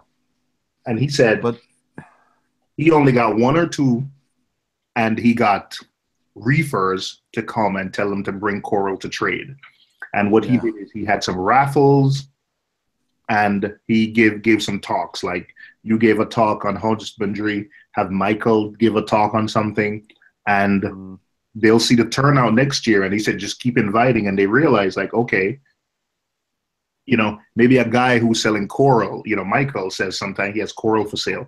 So let him set up a booth and sell his stuff. And if there's a guy, you know, the guys who are selling frags out of their basements or stuff, let them come and sell stuff and let the stores miss out. So Jake said he had the same issue. It's just that he said, all right, I'm going to deal with whoever's going to deal with me. And eventually it got big enough where now they come to him. Yeah. That's the way they do it at that pet place. Pretty much anybody wants to show up and sell can. But then how are they going to sell it? They're going to bring their own tanks, their own equipment, their own stuff. Yeah, they bring their own setup. That's what happens here, Nick. You got to come and check this stuff out. Yeah. So they bring their own tanks and water and everything? Nick, Nick, you ever watch some of Fisher Heck's videos from last year when he went to a frag swap? And you see that's that pet place I was talking about. I mean, everybody at Corlust, Travis is there, Jason Fox is usually there. I used to buy a lot of stuff there online, so I'd like to go check that place out. The big ones like Reefapalooza, they have the big ones like Reefapalooza. So they'll have, let's say, Red Sea sponsor the event. Red Sea provides salt. So they provide free salt water to all the vendors. So throughout the day, if you need salt water or RODI water, they'll give it to you. So gotcha. So, but that Red Sea doesn't have to pay for a sponsorship. They just say, just give it whatever salt we need to make salt water. Right. Cables aren't cheap at Palooza. No. See, my unit is big enough to do it. That's why I said to Michael and Paul, like, do the Reef Expo at mine next year, and then we'll set it up that way. But then, you know, Mike went to the big shop in London, and then he's like, oh, we'll do it here next year. So I'm like, oh, okay. So the biggest setups you see are maybe like a 40-gallon low boy or something like that. They don't bring huge tanks. No. I mean, the venue, as a venue, my unit is big enough to hold the show. But I'll speak to those guys and maybe we can do something. Maybe separate to the expo, maybe. Yeah, you might be surprised with your turnout. Yeah, it could be fun. I don't know many. See, the only thing is, I don't know many who would turn out to it, though. That's the thing. Because I'm not sure how in the UK, like how many people there is with that sort of setup. Like over there, you've got quite a lot of like, people that are doing quite well at fragging and stuff. Where in the UK, I'm not sure if we've got people on that kind of scale. But what about corals? They might turn up with like a bag of coral, like 6 pieces. Yeah, but how about this? How about you? I don't know, but how about you provide the tanks? Just tell people like, hey, bring in corals that you want to swap with people. Well, I said that as well, but the only problem with that is then imagine if the guys say, "Oh, I put my coral in your tanks and your water in it," they all died, the next day and shit like that. So, yeah, It's gonna be hard. I think here, I think it's just more mature here. Everything here is more mature because you go to even the local one to New York, which is really small. Neptune Systems is there. Two Little Fishies is there. Like you won't see Julianne won't be there, but they'll sponsor. Red sponsoring it. They'll have like someone who does who's a marine biologist who studies this stuff. She's one of the speakers. That's just the local New York one, and that's just basically from Manhattan. The Brooklyn Aquarium Society, like Dave also always talks about D from Brooklyn. His place will have something. They'll have a trip to Absolutely Fish. The local fish store donates saltwater, donates stuff to their reef club. So it may not be mature there, but that's one of the reasons why it probably comes, so you can check this stuff out. So the thing is that over there, it seems that the shops and the manufacturers are closer to the hobbyists than over here. Over here, we have we don't have manufacturers, we have distributors. So they're buying, like, say, for example, Ecotech, we've got a company that's buying from Ecotech in America, having it shipped to the UK, then they're selling it to the retailers, and then they're selling it to the consumers. So we don't have like Ecotech here, that would want to do that. Maybe you should talk. That's the type of things that you should listen. The one I think you should have the conversation with is Terrence from Neptune.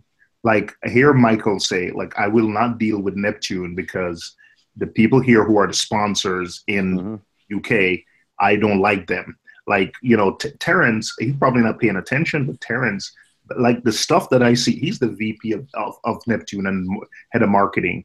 And I've seen him I've seen him take stuff that, you would think like not that serious. I've seen him take it really serious. His blood would probably boil if he knows that there's a YouTuber with almost 20,000 subs, and because his distributor in the UK, pissed this guy off while, he's given probably review units to people who are less, have a lot less stuff than that. So that type of stuff would make his. So we know the weird thing is that we were waiting, like I was waiting for Neptune to come to the UK, because obviously for the UK they needed to make different energy bars, and for it to run on our 240 watts, right? So we were waiting for the products to come here. Like, we can't get the Neptune Junior. They only send us the full Neptune. Next time I see Terrence, I'll tell him. I will. Yeah, I mean, the weird thing is, Seymour, is we was waiting for it, and when it arrived, I was one of the first companies to jump on board with Neptune. For the first 4 months, I was the top seller for Neptune Apex in the UK. For the first 4 months. And now I can't even sell it now, because the distributor wouldn't carry on giving me an account, because I wasn't a 9 to 5 day a week shop. Oh, well. Because we do tank maintenance and installs. But you see stuff. Okay, but here what? One of the top places for selling Neptunes was a place called Manhattan Aquariums. The guy who still owns Unique Corals. And you know where they do most of their sales? Because their service business dwarfs retail business by far. And you know where a lot of their products, their retail products go? To their service customers. Like they probably have 8 retail employees and probably 20 plus service guys. Yeah. So, you know, yeah, but over here though, I'm telling you, it's so competitive. You know, you have to do these things. You have to do these things to be competitive. Like, I don't know how your marketing industry, maybe it's more old school, but I'm marketing, you know, full time. That's my job full time, Nick. Maybe our marketing industry here is just so mature. Maybe yours there. No, I think so. It's like I speak to distributors and suppliers every day, and it's like I always hear the same thing, that the shops are telling them, oh, you know, we don't want you to be selling online. We don't want you to be selling to garage sellers and shared sellers. It's got to be a proper, you know, bricks and mortar shop. And then the supplier says, oh, okay, no problem. He says, so what's your order? And they say, oh, I haven't got an order today. What? You know? Why wouldn't you sell online? Bulk Resupply. I'm telling you, there's so many. Bulk Resupply, Marine Depot, and not only that, Nick, you get points. Like I'm helping my friend with putting up his tank, and it's not even like I'm not helping him set up the tank. I'm just helping him choose things. Yeah. I ordered the stuff for him, and the agreement is I'll just keep the BRS points. So I've ordered so much stuff for him, and I've gotten over here. What it is the bricks and mortar shops say that if the online supplies are supported, because generally the online sellers sell cheaper because they've got no overheads, they've got no shop to run, they've got no employees to pay, they've got no. But here they have MAP with certain things. So right now, Ecotech stuff is on sale. Everybody has it on sale because Ecotech, Neptune. It's the same thing with. Don't you guys have MAP pricing there? Yeah, we do. But what happens is that, say, for example, ATM, they allowed the shops to sell it on eBay. And what happened was the shop put it on eBay first for like full MAP price. And then the next shop went, oh, we need to be £1 cheaper than them so that we get the sale. And then the next shop went, oh, we need to be £1 cheaper than them. You know? Like so that MAP price disappeared very quickly, like in one day. You know, Neptune would never stand for that, never, because once they see it like $1 below the MAP price, problems. Yeah. Well, I'm telling you, like now MP40s are on sale, like almost $100 off. Everybody's selling it the same price. Yeah, we've got a summer sale on now for Ecotech products, so it's the same thing. But yeah, they still won't sell to garage sellers, shed sellers, online stores, online only stores. And they must have a shop as well. And over here, the manufacturer set the price a lot of times. Yeah, and that's the thing. It's I don't know why it is. It's difficult market in the UK. But yeah, don't want anybody marking up for profits over them, so they set the price. Yeah, I don't know. It's a weird market in the UK. It's like I said, you know, I've been in this business 9 years. You know, I've worked with a lot of companies, done a lot of design work for a lot of companies, but you know, even me, I can't get certain accounts with certain companies because I'm not 9 till 5.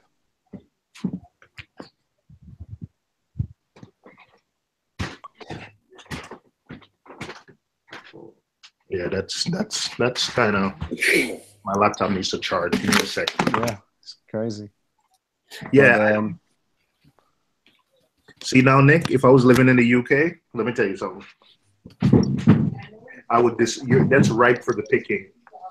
Ripe for the picking. Right. Because there isn't that over here. Is that what you mean? Yeah. Oh, with the frag stuff. Mm-hmm. If I had the knowledge I have now, I'm telling you, look at Fisher Hex. He's a relatively small time guy. And this frag stuff, you should watch his videos. And this is just one guy. And he's really small. Yeah, he went from like 2K to 10K in less than a year. I'm not even talking about, I'm not even talking about his UK. I'm just talking about he's one guy selling coral from his tank. Like he had a 200 before he got big. And now he's setting up a system that he has dedicated frag systems. But before, he was basically selling stuff from his own tank. But right, you know, he would go to these frag meets and sell stuff. And they were, you know, you would have something like, he did a video one time of like a meet in Lancaster, and right. like, that's a small town in Pennsylvania. Like, no disrespect to Lancaster people, but I'm a New York City guy, so you know, to me, Lancaster is small, and people were there. There were a lot of people there. Wow. Yeah, that's that shop, that pet place I was telling you Yeah. about. That's what that was at. Hey, Nick, let me tell you when we went to Reefapalooza last year, there was a high school in man, they're somewhere in Pennsylvania because they're Little League. I know them from Little League. Right. The Little League is it? The Little League is in their town, so I don't remember the name. But this is a high school that part of they have like a vocational training kids. They have about, I thought I saw it like 8,000 gallons, something of thousands of gallons of Wow. salt water. And you know how they make money and fund the program? They go to frag swaps and sell their frags. It's in my video, like my Reefapalooza video. But like, if you have high school kids and they were selling like they were selling clownfish for $5, Monty Porers for $5 to $10, and they were making money because, you know, it's just the kids learning to take care of the tank, and then whatever they sell, it goes back into the program to basically just sustain it. But it's a way for kids to learn something new, you know, for science. Instead of you sitting there and doing a test tube, you can actually look at fish and document how coral is growing and do little A/B tests. So it's fun for the kids. So that's how serious. I'm just showing you how serious it is here. When you have high school and that's just one. You have high schools in Long Island that can afford like full Kessel setups. Like, that's how their setups are. Wow. So yeah, you got it. Listen, if you got to make it here for one of these. No, I definitely need to get over. But see, the thing is, when Michael first told me about my aquarium box business model, and I said the model is perfect. You know, it's like it helps the shops promote the new products to people, gives people a chance to try stuff which they might not have thought about trying before, and then where do they go to buy it? They've got to go to the shops. You know who was against the idea? The shops. You know, they just saw it that he was taking sales away from them. And it's like, no, he's promoting more than he's taking away. What? But they don't see it that way. Well, yeah, here, you know, I don't know. Maybe America just has more of a hustle mentality. But you know, I like going to Manhattan aquariums. I like the guys there, but there is, man, frags. I'll trade frags with Dave all day long, and Dave will trade flags. And I like, you know, go into, you know, trading with people. Like, we trade, go to frag swaps. Listen, Joe flew all the way across the country to go to Maryland's frag swap, like the Maryland Reef Aquarium Society. Like, that's how important these are, that he's flying across the country to speak at these events. Yeah. That's what I mean. It seems like you take over there, the retailers and the suppliers seem to take the hobbyist contact, one-on-one contact, more seriously, where here there's a distance between the suppliers and the consumers, and that's the shops. The suppliers only speak to shops. Like, sometimes they'll do open days and events and things like that, where they go and they attend to speak to, you know, hobbyists directly. But so that's it. That's as far as it goes. Since you know, like, Hot Salt, you know, the guy from Hot Salt, what's stopping you from putting it on your website and selling it so anyone in the UK who wants to buy hot salt buys from you? Yeah, I can do that. I got some of their products on already, but I just need to sit down and populate the website, really. Nick, all right, Nick, you gotta shoot me. I think you have an email address. Shoot me a number, and we'll talk, because you can be the Marine Depot or the bulk resupply of the UK.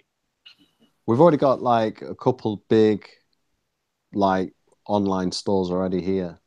Like Charthouse is the biggest one, I would have thought. Charterhouse? Never heard of it. Yeah, Charthouse Aquatics is probably the biggest one. Let me see. I'll look them up. Yeah, and they pretty much stock everything. Arthur House. So they're like equivalent of Bulk Reef Supply, I guess. So they must. Aqua Depot open up by you? No, we don't have any marine depots. No, Aqua Depot. Aqua Depots. Aqua Depot is in London. That's the new store in London. They do sell a lot of things. Yeah, so that's like the equivalent of Bulk Reef Supply, I guess. Yeah, so Bulk Reef Supply has free shipping for everything. They don't sell livestock. Bulk Reef Supply is just equipment. Livestock is a whole different animal, so they don't even mess with it. Yeah. Yeah. And then to differentiate themselves now, why Bulk Reef? Because I think a few years ago, oh, not for long, Nick. Oh, a few years ago, probably when I started the hobby, it was probably more neck and neck between BRS and Marine Depot. In fact, really? Yeah, because Marine Depot has a section that did more freshwater and more other things because I do SEO, so I would always take a look at the sites and see who was getting more traffic, where's the traffic coming from. They were more neck and neck. And then because of the whole YouTube and marine Bulk Reef Supply just started doing. Bulk Reef Supply had some advantages. They were in the middle of the country, so they could. It was 3 days to get something to someone to California and 3 days to the East Coast, so they could cover the entire country in 3 days. So they promise free shipping and you get anything you want in 3 days. Wow. Marine Depot's on the West Coast, so us here in New York, we could only get stuff in a week. Okay. Coast. But then it took Marine Depot another 2 years before they were able to open another shipping area on the East Coast. And then Bulk Reef Supply just did the content. The YouTube is really, even before they did the BRS 160, the YouTube content is really what killed it. Like they just came out and said, and the customer service, AL is saying the customer service. Like I bought a skimmer. I called and said, it's broken. They said, no worry about it. We'll ship something out to you. And the guy hung up the phone. I said, what the hell? Next day, 10 o'clock. So he priority overnight. So by 10 o'clock the next morning, I had the skimmer part in my, wow, in my hand. I messaged I went to their forum because they do support on like Reef Central, Reef to Reef. I said, what cable do I need for this? And the guy recommended a cable. I bought it. When it came, I said, it's the wrong cable. The guy said, oh my God. He called me, said, oh my gosh, I'm so overnighted me the right cable. Like that's custom. Like I was so stunned sometimes. Yeah. By the way, like they were like, oh man, made a mistake. Let me overnight it to you. Listen, it was a 99-cent part, but they overnighted it to me. So the customer service just actually killed. Yeah. I would call and say, hey, I need help with the skimmer. So the guy said, hey, there's a girl here that actually runs that skimmer on our office tank. Do you mind waiting about 10, 15 minutes or leave your number so she could call you back? The girl called me back and I spoke to her about the skimmer. She said, for the first couple months I ran it, I had to run it open, but for some reason, even after the break-in, like it calmed down, like little things like that. Mm. And another thing about Marine Depot, Bulk Reef Supply versus Marine Depot sells a lot of products. Bulk Reef Supply only sells a few products, so they're experts on the products they sell.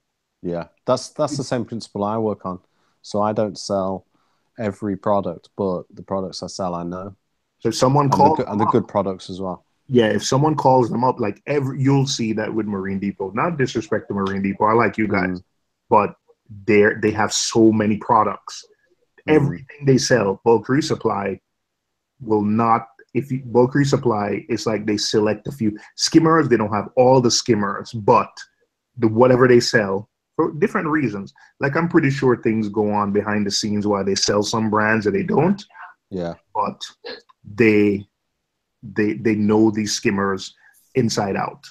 Right. And I'm telling you, the YouTube content in the last couple of years is just really what kind of, and I'm not just the 160. Before that, they were doing like how to set up a reef tank, how to do this, what to do with this product, why this is good. Our 2-part is great.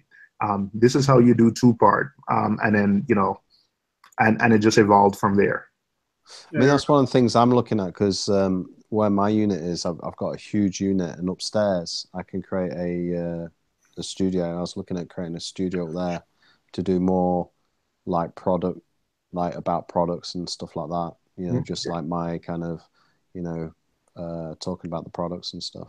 You ever know anything? Well, I mean, anything BRS mentions, they'll sell, and they started noticing that they'll sell out. So they first started talking about the H380. Like before, no one was thinking about using these Kessel grow lights for refugiums. They spoke about it. Boom, started selling out. Everybody starts selling. Yeah. So they everything. They started. Yeah. So yeah, BRS, I think they're killing it, and they have real synergy between YouTube, paid search. They have good people. They when you see their people at shows, they're really good. Yeah, the guy. When I saw the guy at Reefapalooza, he just uploaded a video. I said, man, you're working a uploaded video. He said, oh man, I did it in the hotel this morning, but scheduled to post at 10 o'clock. And the guy said, you watched it already? And I said, oh yeah, I commented. He said, which comment were you? And he, little things like that. Yeah. So, you saw Ryan at the event. He was really fun to talk to. I said, hey, you guys ever think about, doing Triton for the tank? He said, oh, that's in the works. It's going to happen. Look out for nice. it. And he said, I just had a son. And he said, our Wisconsin winters are terrible. So he said, in the summer, he said, who the hell wants to do water changes? He said, on Fridays, when everybody's leaving, it's up to me. I don't have my staff do it. So it's up to me, because it's my tank. It's up to me to do water changes. He says, you think I want to stay on a Friday doing water changes? He said, heck no. So he said, if Triton really works and I can do no water changes, he said, we're testing it now. He said, look out for it. So that's what kind of convinced me. That was the final straw for me to test Triton. So, they're really approachable, reputable, knowledgeable, but I like Bulk Resupply. But it's I think that's something I've got to look at. I mean, that's why I started coming on YouTube and I started coming on Facebook and the live streams and stuff like that, to kind of get a feel for it all. Mm-hmm. Yep, they don't try to do everything. If you order by 4:30, the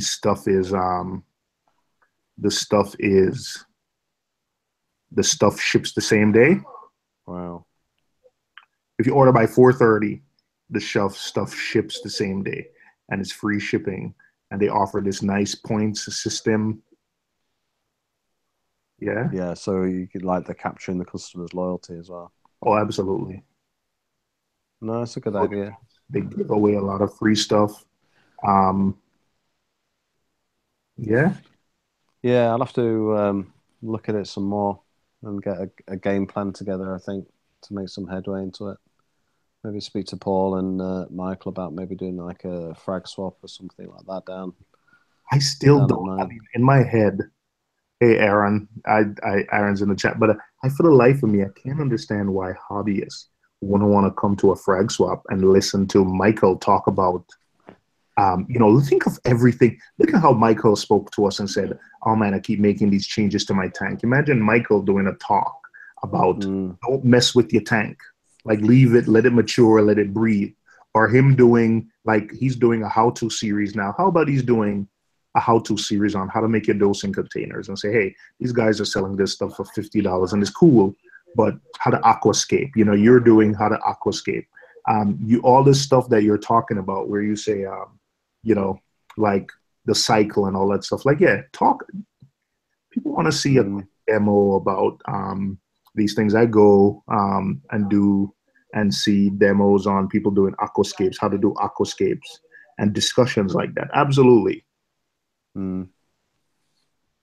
Yeah, we'll have to try it. I mean, the thing is, it's one of those as well. Like, you never know until you try, right? Mm-hmm. I mean, I've seen like they've tried to do hobbyist shows before and things like that, but they did it down in London, so a lot of the people up north of the country didn't want to travel that far. That was the problem with it. But where I'm located is quite central to England, so it is easier to get to. So it might be something to have a look at. Yep. Yeah, for sure. Yep. Aaron's coming over. I don't know when. Paul's coming over. So I'm pretty sure Paul can, look at something. He's going to be on Orlando. Worldwide Corals is there. So let him talk to Worldwide Corals, and see what. I think definitely we need more in the UK that what you have in America in terms of the communicate, the direct contact between the suppliers and the hobbyists. If Jake can travel all over the world and look at hobbyist tanks, you have Mr. Saltwater Tank went to Saudi Arabia to film someone. Why can't you? Pretty sure, yeah. I think it's doable, and I'm not just saying that to like hype you up. I think there is like a solid, methodical way that this can be done. Well, on my side of things, that's what I'm pushing for. That's the road I'm going down. That's the reason why I've changed the way the channel looks now. That's the reason why I've sort of like dedicated more time to YouTube. Can you hear me? Yeah, we can hear you. I just heard a noise. I thought I'd been cut out. Yeah, that's why I'm dedicating more time to YouTube, because the thing is, what I've done and what I've seen that I've done is, like last year, I spent more or less all of my time on reef updates and not anything else, and I didn't really project myself in a way that I should have been, because as far as, I've got a good knowledge base as far as I'm concerned, especially considering the amount of time that I've been in the hobby. I know quite a lot in comparison to people that might have even been in it for 10 years. So I am looking into, doing things like, what you mentioned, talks and stuff, and just sharing, basically just doing what I do on YouTube, but publicly. You know what I mean? Just sharing my experiences, saying what I did, why I did it, why they shouldn't do it, or why they should, etc., etc. So there is stuff, like there's a lot of stuff in the pipeline that I can't even properly talk about yet, but this stuff that's on the way, and it looks like, sorry, I'm just doing nothing really, but there is, thanks for that, no worries, cheers. If you guys need any help, man. Getting some McDonald's. If you guys need any help, I don't know what kind of help I can provide from across the pond, but No, I appreciate that.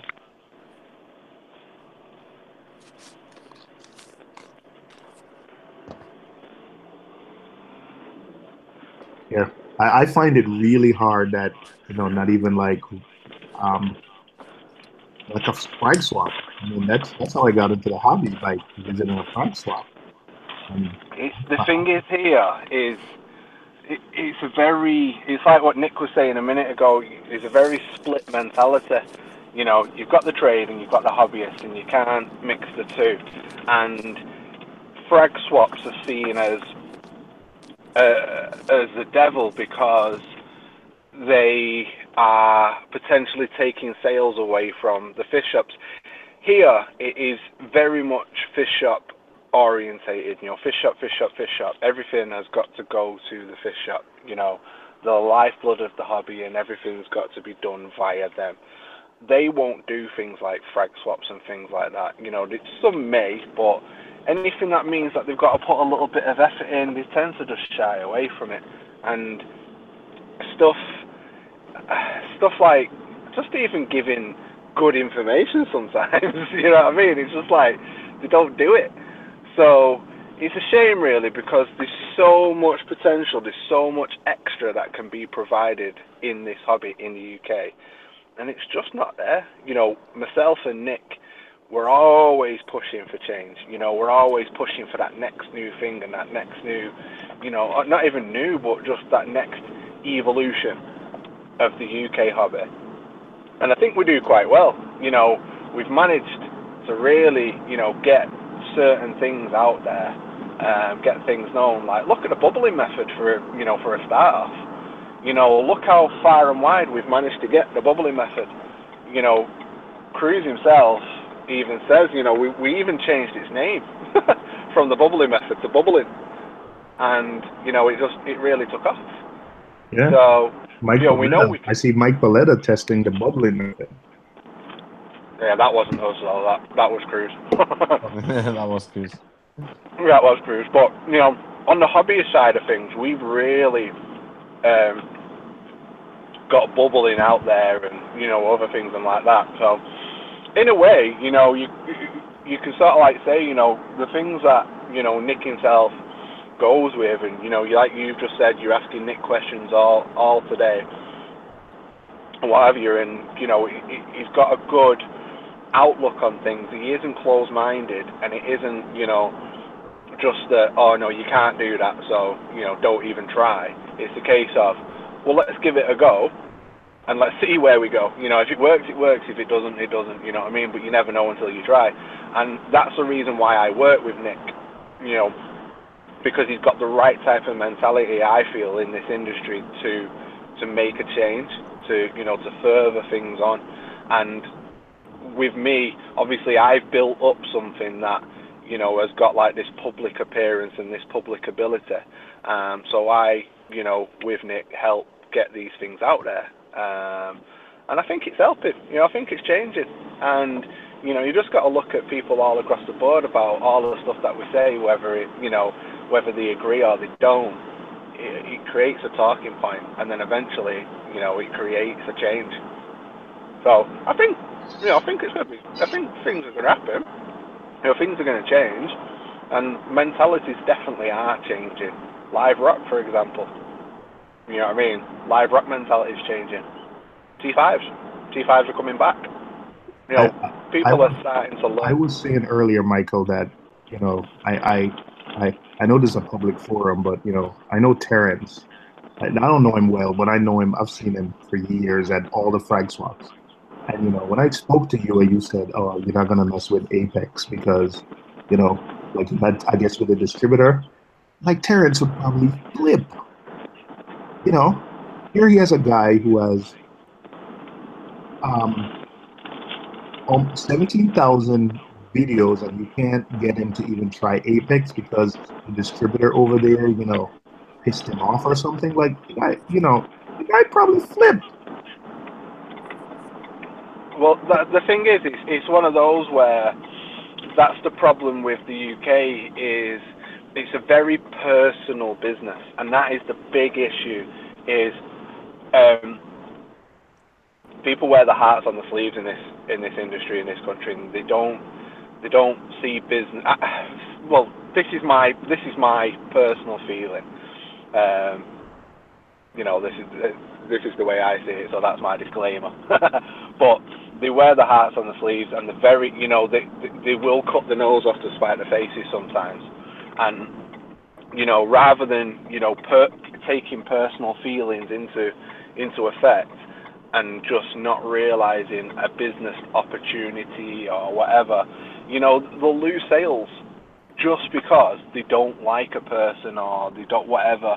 You know what I mean? They will literally not take sales because they've fallen out with somebody or whatever, or, you know, because the country's so small, everybody knows everybody. So it'd be the case of, you know, somebody may have a competing product, and they'll because they can see each other, and especially with Facebook as well, it becomes a real personal endeavor when something happens, and it's not a business way of thinking in the UK, I feel. And like I said, you know, when people personally come at me and personally, you know, talk about me in certain ways and whatever, well, you know, as far as I'm concerned, and you know, you'll learn this, is YouTubers, I feel, have the power because we're the people that are talking direct to their target market. You know, we're the people that have got strong bonds, strong relationships with their potential customers. You know, they can put magazine advertisements all they want, but they're never going to have the effect that we can deliver as YouTubers. That's the reason why companies are turning to YouTube themselves to try and, you know, to try and get a piece of that pie. But they're never going to be able to do what we do unless you are like Bulk Resupply or something like that, who, you know, who capitalized on something that they know is lucrative. So with it is, when they don't use us, or when it comes to the YouTubers and they try to take advantage of us by, you know, throwing us a bone, like throwing us a free product. Here you go, have this free product, make a video from it. It's like, no, you know, I tell you what we will do. Throw me that free product. I might make a video on it, but I'm not going to guarantee. And if I do decide I'm willing to make a video on it, it's going to cost you a couple of $100. You know what I mean? Because if you think about it, that video that I'm about to create, or I'm going to create, is going to get thousands of views, and those thousands of views are all people that are interested in this niche, this specific niche. You know, it's not like you put say a television advertisement. You know, you put a television advertisement out, how many of those audience are going to actually be interested in that product? You know what I mean? Because it's such a wide span. You don't know thingy, but with us as YouTubers, the people watching are definitely interested, because that's what the thingy is. So it's one of those with it is, you know, they do wear the hearts on the sleeves in this country, and I don't think they realise what potential is with, you know, with us as YouTubers, all of us. Like Billy Pipes was saying a second ago about he's not got many thingies, but the shop realises what Billy can deliver. You know what I mean? They realise what he can deliver. So that's why they said, you know, do free videos and I'll give you a tank, because they know that video will have impact enough to not only pay for that tank, but maybe, you know, to sell more. And I'll give you some numbers.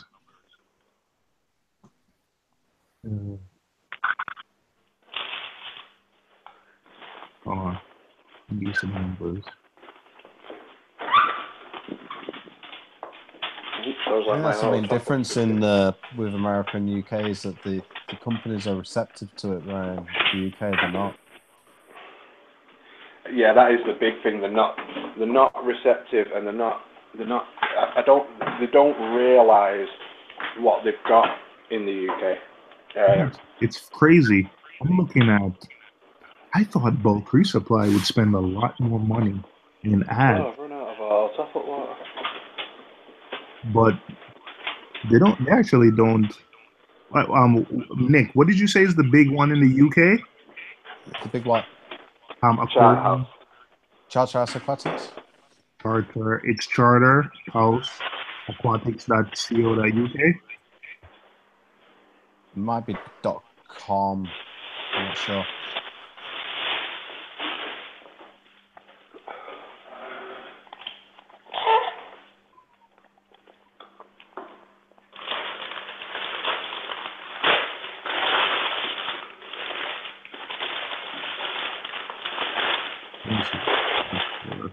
Nick, are you even going to sleep today? Probably not. I'm not. I'm going straight through. I'm going to do. What time did I get up? I got up at 1 p.m. So at 1 p.m. it'll be 24 hours. I'm just going to stay up now. There's no point in going to sleep now. I might catch an hour in a bit. Nick, you said Charterhouse Aquatics is the #1 UK? Online retail, a bit like Bulk Resupply, yeah. Nick. It's probably the equivalent. Nick. Oh my gosh. You got Nick. Nick, I have personal websites that have better SEO rank than this website. Well, make mine that, and then I'll be happy. You got to be kidding me, right? I'm gonna email you something tomorrow. I have your email address, right? I'm gonna email you something tomorrow. Like, in all seriousness, I work in higher ed, like for colleges or my clients, and so I deal with some really tough campaigns, and this would be like a baby. But you're looking in figures in terms of American figures, or are you looking in figures I'm in looking terms at of how many UK leads figures? they have. I'm looking at how much money they're spending on paid search. They're spending on advertising. Like the way it is now, this is not a lot. This is not a hard um, industry to break. And the majority of the traffic they get is people looking for Charterhouse Aquatics. It's Right. not like people searching for, I need a Radeon G4. Right.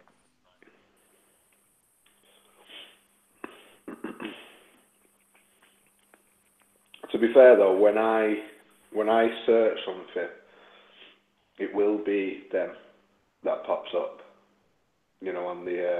on the search. Yeah, you know what I think? I think I think our industry here is just maybe, well, we have more people, Yeah. but it's so much competitive here Mm-hmm. because The thing is as well, in the UK, online selling is frowned upon in a really? way. Yeah, oh yeah. It's really difficult to buy stuff online. There's only a certain few shops that actually sell online. I don't know. I don't know if it's laziness or what. I don't know. But there's not.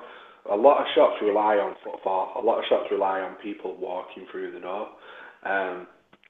So when it comes to wanting to buy something online, sometimes you simply just can't get it. You have to go to the shop. And I don't know whether that's manipulation or what, but that's another thing. So when it comes to the SEO type thing, you don't really need to have fantastic SEO because there's only one place people can go anyway. Do you know what I mean? Oh, interesting. Wow, I'm learning a lot.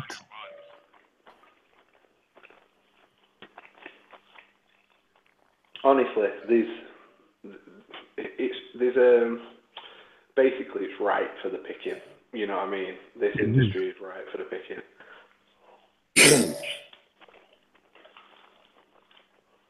Michael, are you getting ready for your trip to the U.S., trying to keep the hours? But the thing about it, Nick, I'm really also, excited. I'm comparing you, Nick, to Charterhouse Aquatics. And Right. while I'm not going to say you're up there, but for a lot of different things like bespoke fish tank and um, fish tank stand UK and concept aquarium and aquarium cabinets and stuff like that, like you're not too far from these guys. ATM Right. products, it's just that you haven't paid attention to this stuff.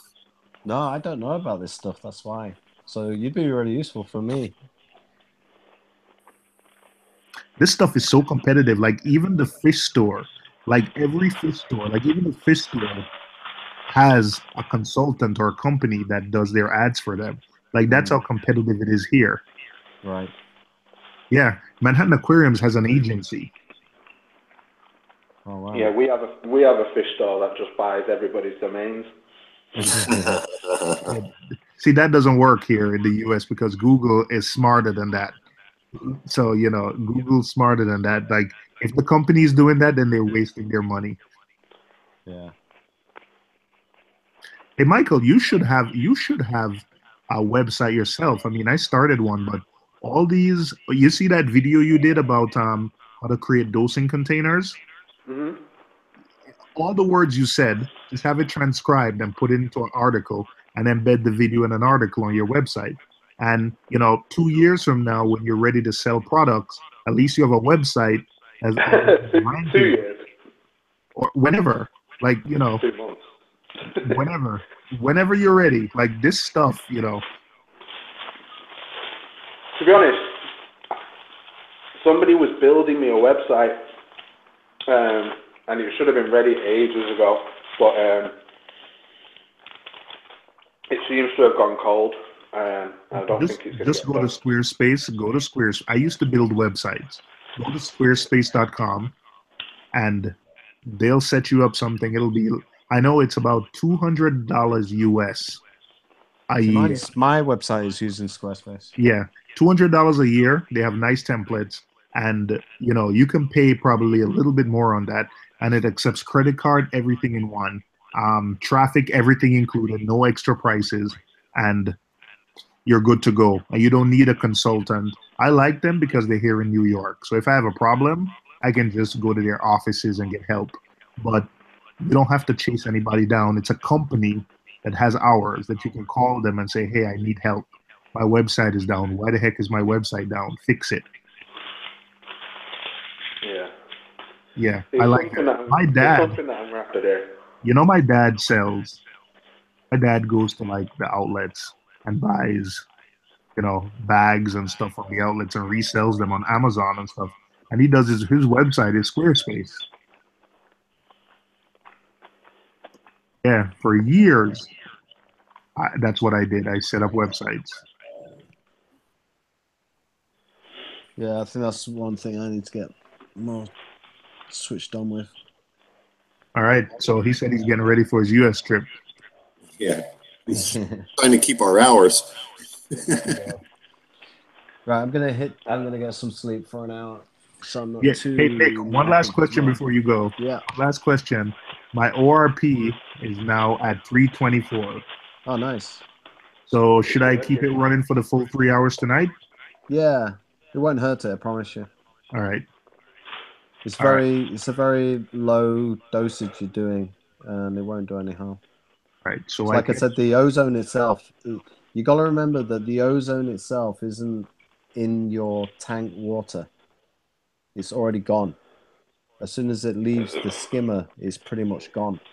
What it's doing, it's reacting within the skimmer chamber itself. So all the AWP and everything that you're seeing isn't because the ozone's gone into the display tank. It's because it's clearing it out in the skimmer. All right. And my pH this is the first time ever my pH is over 8 at night if I'm not dosing 2-part. Yeah. All right. So I'm going to let it run until 2 a.m. and then turn it off. Yeah, just let it run for the full 3 hours. Turn it off. And in the morning when your lights come on, have a look at your tank. All right. And it'll be crystal. Here's something that'll put your mind at rest. I used to run a 50 milligram unit at full whack on my system 24/7. All right, I'm good. Yeah, so you won't. Yours is 200, and I said what number 3 was it? 2 or 3? Number 2. I put it at number 2. So yeah, you're running at less than 50. Running at 20%. Yeah, 20% of 200. So what's that? 40. I guess. So you're fine. All right. Since Michael is no longer doing live streams, I think Fridays. I'm calling dibs on Fridays. Okay. I think I'm going to do a live stream tonight. Oh, come on. No. I'm going to go to bed while you guys shoot it out. No. I'm going to bed too. My wife. Hey, we'll talk tomorrow. Nick. Yeah. Okay. Michael, I don't have your email address, but I'll get it off your channel. But I'll email you guys some stuff tomorrow. So I'm not looking for new clients, but if you guys need any help with this stuff and advice, that'd be great. I'll offer it. I work in higher ed. I've been doing it for 6 years. So anything to kind of take my mind off of, colleges and students a little bit, definitely, it keeps me sane, especially since I work from home. I don't work in an office, so I live this all day. So anything to keep my mind off of colleges and stuff. Yeah, that'd be cool. Yeah, I think that'll help. All right. So good night, everybody. Good night, all right. Good night, Dave. Good night, everybody in the chat. It was fun. All right. All right. Take care, guys. Mm-hmm. See you in a bit.